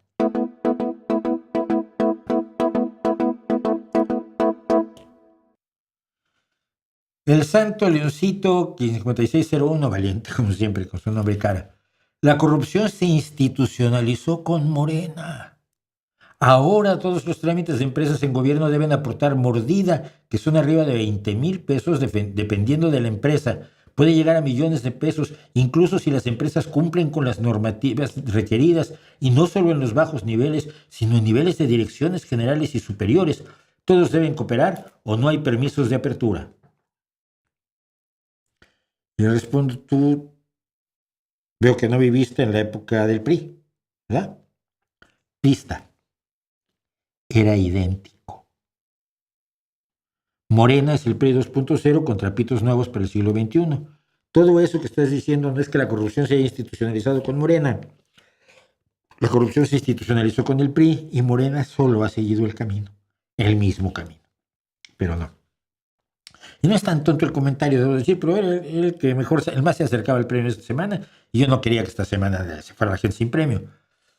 Pregunta: ¿qué piensa de personas que, según dicen, fundaron cosas como Podemos, como Carlos Fernández Liria, gente con buenas intenciones o que solo hablan para impresionar, como Pablo Iglesias? Y le digo: mira, creo que son gente convencida. No sé si tengan buenas intenciones al defender a Maduro contra su pueblo, por ejemplo, o si sus convicciones marxistas siguen implicando la creación de huérfanos, eso que ellos llaman la lucha armada. Pero sí creo que están absolutamente convencidos de tener la verdad, como cualquier talibán, cualquier ayatolá, cualquier guerrillero, cualquier fanático religioso. Dudar de uno mismo siempre es buena idea, ¿no? Pilar Josefina Rodríguez: muchos dicen que los hombres hicieron la historia, pero la historia la hicieron los humanos, hombres y mujeres. Y aquí solo hay una aclaración, no es en contra de ella. Digo, hombre es un epiceno para toda la especie humana. Como cuando dices que se domesticó al perro, no dices que se domesticó a los perros y a las perras. O dices, el elefante es un mamífero, y no dices, los elefantes y las elefantas son mamíferos y mamíferas. Simplemente porque es muy engorroso. Tenemos nombres que abarcan a todos.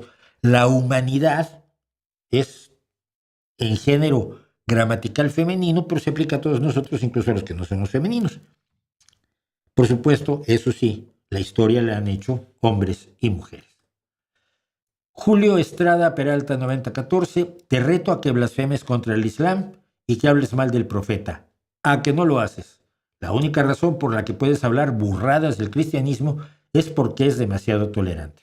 Esto es lo que se conoce como la envidia de la fatua. Los fanáticos religiosos cristianos les gustaría provocar tanto miedo como provocar, sobre todo en los momentos más difíciles del terrorismo islámico, el miedo que provocaban las fatuas de los ayatolas. Entonces les da mucha tristeza no poder hacerlo. Les gustaría tener ese mismo poder brutal, sangriento, de mandar a asesinar gente que tienen los ayatolas. Se llama envidia de la fatua. Pero le digo yo, aclarando al otro, la única razón por la que puedes hablar burradas del cristianismo es porque es demasiado tolerante. Digo, no, es porque lo derrotamos. Si a través de la ilustración, de la revolución científica primero y de la ilustración después, no hubiéramos derrotado a la iglesia cristiana, estaríamos como en el medievo. Y podría, por supuesto, la iglesia matarte por opinar cosas malas sobre la iglesia. Así es como quemaban herejes. ¿Ves? Pero no, al fanatismo cristiano lo derrotamos. Esa es la razón por la que podemos hablar como hablamos. Juan Yaya 7586, ¿qué opina del pueblo judío que cree ser un pueblo especial, elegidos de Dios por sobre los demás pueblos? Esto es una cosa además que se oye con mucha frecuencia, ¿no? Y le digo yo, opino que todos los pueblos se sienten especiales y elegidos por su Dios por sobre todos los demás pueblos. El azteca, el español, el estadounidense, el árabe musulmán, el chino, el japonés, el ruso, y muchos de ellos han cometido masacres brutales por todo el mundo basándose en esa creencia, como Rusia hace hoy en Ucrania. Así que no veo por qué subrayas al pueblo judío. Supongo que porque lo odias especialmente o porque crees que los judíos y no Netanyahu y su gobierno son los que están matando gente en Gaza. Pues sí es cierto, siempre me ha llamado la atención. Cuando tú lees que los aztecas pensaban, los mexicas pensaban que si no cometían, si no hacían sacrificios humanos, iba a dejar de dar vueltas el mundo, porque ellos habían sido elegidos para hacer que el sol saliera todos los días. Hombre, era pero potente esa creencia. Estados Unidos y el destino manifiesto, la creencia en la superioridad de Rule Britannia, Gran Bretaña debe regir por sobre todos, o el imperio de no se pone el sol de la reina Victoria, o el gran imperio ruso que lanza, que era el delirio de Pedro el Grande y de Catalina la Grande, ¿no? Todos los pueblos se han sentido elegidos y superiores, y su Dios los quiere a ellos y a sus enemigos los quiere matar, ¿no? Y no hay salvación fuera de la iglesia, y así sucesivamente. No es tan raro. Eso de centrarse nada más en los judíos, a mí es más que tiene ese otro pequeño elemento. Y aquí hay una cosa que ejemplifica un tema que ya no vamos a tener galería. Oriol Besora 422 dice algo que me dijeron varias personas. Cuando yo dije que estaba en desacuerdo con que el euskera y el catalán y el gallego fueran lenguas oficiales en Europa, mencioné muchas otras lenguas regionales que tienen incluso más hablantes que el catalán, el euskera y el gallego. Sobre todo el catalán es el que más tiene. Y algunos me entendieron como que esto era una cuestión de números. Ay, no, pero es que Malta, el maltés tiene menos hablantes que el catalán. Ya, pero Malta es un país de la Unión Europea y Cataluña no. El catalán es una lengua regional en España, respetabilísima, pero no. Todo esto lo que hace es crear una burocracia innecesaria, que es lo que a mí me preocupa. Que los dineros de Europa no se utilicen en bobadas. Es una burocracia inútil para satisfacción de una estética nacionalista repugnante en una organización que precisamente es antinacionalista. Entonces, pero este argumento vino por varios lados. El catalán es la 16ª lengua más hablada de la Unión Europea, por delante de 11 lenguas que sí son oficiales. Países de la Unión Europea. ¿Por qué el maltés es oficial y el catalán no? Porque Malta es un país y Cataluña no. Malta es un país de la Unión Europea, no es uno de los 27. ¿Que no somos europeos? Sí, pero están en España.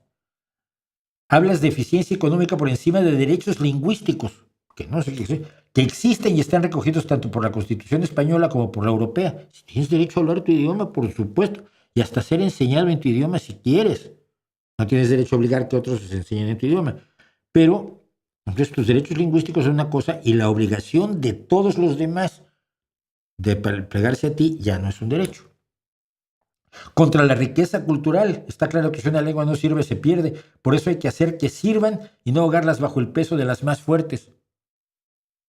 O sea, hay que darles respiración artificial, vale. ¿Crees que es riqueza cultural? Te lo acepto. ¿Obliga eso a Europa a que todos los europeos hablen catalán? No. Los tuyos son los argumentos del nacionalcatolicismo. Espérate, me acabas de llamar franquista, nacionalista y religionista. De un solo golpe, qué cabrón. Que hablemos el catalán en casa y no molestemos, pues lo lleváis claro, lo llevo clarísimo. Siempre que se encuentran con un antinacionalista lo acusan de nacionalista. Son tan cerrados que no pueden entender que alguien rechace todos los nacionalismos porque el de ustedes es el más guapo del mundo. Y lo que digo es, bueno, cuando no tienen argumentos para despilfarrar dinero en pendejadas, acuden al insulto siempre. Quedan dos. Y terminamos, Daniel Orellana, 5268. Hola, te vi unos vídeos que criticas a Chespirito y Cantinflas, personajes mexicanos conocidos a nivel internacional. ¿Qué opinión tienes de María Félix? Yo creo que María Félix tiene todavía cierta proyección internacional, no tanta como llegó a tener. Pero yo creo que fue una personalidad fuerte, pero nunca la vi como una gran actriz. Siempre hacía exactamente el mismo papel de mujer dura, ¿no? De Doña Bárbara, que por cierto es una novela colombiana. Alfredo David Barua Mosqueda, 8438. El problema para Ayn Rand es que la solidaridad sea impuesta por el Estado. O sea, ella decía que no, que el Estado no tenía por qué obligarte a ser solidario con tus iguales, con tus otros compañeros de la sociedad. Para ella, el individuo debe ser libre para disponer de sus bienes como mejor le parezca a sus intereses. En ese sentido, si desea ser solidario, lo será. Digo yo, en tal caso, esa persona no debe recibir nada de su sociedad. Nada más. Ni educación, ni calles asfaltadas, ni iluminación nocturna, ni policía, ni nada de todo lo que es resultado de su vida en sociedad. El verdadero Ayn Randita debería irse a una isla desierta o a un bosque aislado, completamente desnudo y sin nada en la mano, porque todo lo que tenemos es producto de la sociedad, Esta taza es producto de todo el desarrollo de la cerámica y de un montón de cosas que yo no hice para tener taza. Yo solo di dinero, y ni siquiera yo, pues me lo regaló mi amiga Elena. Pero si no quieres darle nada a tu sociedad, está muy bien, pero entonces no le pidas nada a tu sociedad. Pues de otro modo es un hipócrita. Como Rand, que al final se operó con un seguro de salud público donde todos aportan obligatoriamente en bien de todos. Es decir, si ella hubiera pagado su operación, pues hubiera tenido que costarle a ella mucho dinero, pero le costó poco dinero porque aprovechaba el tesoro público general, que es lo que son los fondos de sanidad pública. Esa es la historia nada más. Todo aquel que dice que no quiere al Estado tiene que alejarse, porque el Estado somos todos. Esa idea de que el Estado es un señor que te cayó del 6º piso es un absurdo. El Estado lo creamos todos, a veces nos salen estados muy jodidos, pero tienes todo el derecho del mundo de decir no quiero ser solidario absolutamente con nadie, pero lo que no tienes derecho es a pedirle nada a tu sociedad, ni siquiera protección, ni siquiera calles, ni siquiera el derecho a andar por la calle que se asfaltó con el dinero de todos. Y ahí sí, fíjate que yo que soy anti-Rousseau, porque es el gran contrailustrado, en el punto en el que estoy totalmente de acuerdo con Rousseau es que existe un contrato social. Tú por vivir en la sociedad siempre renuncias a parte de tu libertad. Tú encuentras los límites de tu libertad en la libertad del de junto. Encuentras los límites de tu responsabilidad en la responsabilidad del de junto. Y si eres inteligente sabrás que si no cuidas la vida de los de junto te vas a morir tú. Porque cuando estés solo en el bosque, como la Ayn Randita ideal, eres comida lenta. Ni siquiera eres comida rápida. Porque eres como animal, eres muy lento. eres el slow food del primer depredador que pase por ahí. Y si no nos comen los depredadores porque trabajamos en sociedad y por lo tanto la sociedad nos da grandes ventajas y nos impone obligaciones. ¿No te gusta? Sal de ella. Pero no trates de aprovecharla y luego decir que no aportas. Yo como de la sopa de todos, pero no, yo solo pondré para la sopa si me da la gana. No, papá, así no funciona la realidad, afortunadamente. Con eso y muy poco más nos quedamos. Simplemente les voy a poner una probada de lo que vamos a ver la semana próxima. Una probadita. Miren esta maravilla. Miren esta maravilla. Y creo que no lo tengo bloqueado para hacerlo grande. Miren esta belleza. Yo no conocía a este pintor andaluz, relativamente contemporáneo, expresionista, y vamos a disfrutar de su obra la próxima semana en nuestra gloriosa Galería Nocturna. Por lo pronto, pues ya no tengo más tiempo ni oportunidad de hacer nada. Y hay cosas que llevo varias semanas, las tengo en el tintero y no las puedo sacar, como la de lo problemático que es ser divulgador científico y todo esto. Voy a terminar con algo, respondiendo a una pregunta que me hicieron antes.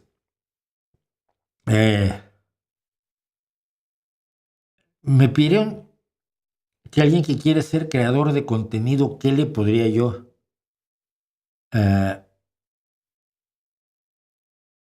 Mauro, lo que estás preguntando ya lo contesté la semana pasada, a ver si revisamos el programa. Me preguntaba qué recomendaciones tengo yo para un creador de contenido. Te voy a decir cuál es el problema. Cada vez hay más creadores de contenido que no crean contenido, porque no tienen contenido. Los ves tú de pronto, ¿qué haces? El mismo baile en TikTok. Qué bien. Págame dinero. No. Un creador de contenido tiene que tener contenido. ¿Qué es lo que vas a crear? ¿En qué área lo vas a hacer? ¿Y qué puedes aportar? Yo modestamente traslado información. Mucho de lo que hago es trasladar información que está solo en inglés, que no la encuentras casi en español, que a veces algunas notas que yo comento aquí solo salieron en español en un periódico peruano de provincias, además de siquiera de Lima, ¿no? Y yo soy una correa de información y soy un provocador de la inteligencia, del pensamiento, de la razón, de la ciencia, del conocimiento, de los datos, de los hechos y del arte. Eso es a lo que me dedico. Allí tengo mucho que aportar porque he vivido mucho, porque he tenido mucha experiencia en un montón de espacios, gracias a que por eso peino canas. ¿Qué vas a aportar? Una vez que sabes qué vas a aportar, tienes que decidir a quién se lo quieres dar. ¿Quieres grandes mayorías? Pues vas a tener que utilizar los mecanismos que le gustan a las grandes mayorías. ¿Quieres un grupo de personas que probablemente no serán mayoritarias, pero que necesitas que tu mensaje sea como es porque quieres presentarlo de cierta manera? Pues haces lo que yo y te conformas con un canal pequeñito. Y luego haces lo mejor que puedas. Aprendes a utilizar tus herramientas, a utilizar la voz, a utilizar la edición de vídeo, a utilizar el sonido, a utilizar tus dotes comunicativas para generar un producto que le resulte interesante a la gente a la que te quieres dirigir. Pero primero que nada tienes que tener contenido. La gente que no aporta nada abunda y es aburridísima. Yo veo muchísimos vídeos todos los días. Y luego cuando encuentras a alguien que es original y inteligente y que te ofrece, te aporta algo, siempre es una alegría. Y entonces a esos vuelves constantemente, ¿no? Me pasa con una chica que se llama Refashion Hippie, que se dedica a la moda. Y te imaginas, yo estoy viendo cosas de moda. Sí es raro. Pero es que ella, por ejemplo, se burla de los diseñadores que presentan locuras o de los precios. Ya lo presentamos aquí alguna vez, vimos cosas de los precios de los grandes diseñadores, ¿no? Balenciaga, unas agujetas, cordones para zapatos con las puntas de oro, $2,500. Y hay quien lo paga. Y esta mujer va, lo descubre, te lo trae y se burla de ello, además con una mala hostia maravillosa. Y a mí me encanta verla. Y hace fundamentalmente cortos, ¿eh? Ella hace fundamentalmente cortos. Entonces, quien tiene algo que aportar va a tener público, va a traer público. Poco, mucho, su público. Pero si no tienes contenido, la forma no sustituye al fondo. Eso sí te lo puedo decir. Eso es lo que ha jodido a muchos grandes movimientos artísticos, como el movimiento Pánico, en el que estuvieron Jodorowsky y Arrabal. Ya nadie sabe quién es Arrabal, del que siempre se dijo que no tenía nada que decir, pero lo decían muy bonito. Topor también fue parte del movimiento Pánico. Entonces, no, tienes que tener algo que decir primero que nada. Y es lo mismo que les decía yo a los escritores la semana pasada. Primero tienes que contar, tienes que vivir para saber qué quieres contar. Bueno, si vas a hacer dibujos animados, pues haz dibujos animados. Ya tienes muy claro cuál es el contenido que vas a crear, historias de dibujos animados o historias de stop motion, lo que fuera. Pero si te vas a sentar tú frente a la cámara, tienes que ofrecer algo. Yo no sé si ofrezco lo suficiente, pero agradezco muchísimo a toda la gente que está conmigo, a toda la gente que me acompaña semana tras semana. 237 personas estamos. A 2 no les gustó, los del no le gusta, que la semana pasada no estuvieron, les pongo tache. Y por lo tanto quedan 36 personas que no decidieron si les gustaba o no les gustaba, pero que lo van a pensar.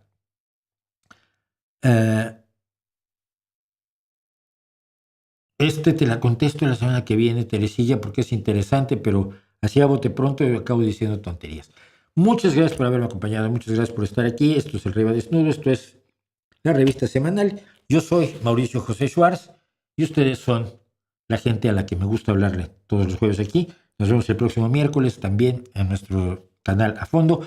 Pásense por Oscura Crónica y vean los asesinatos y las historias del poder y la muerte. Y por aquí nos seguimos viendo. Y entre tanto, como siempre, ahí les dejo mi reputación para que la hagan pedazos.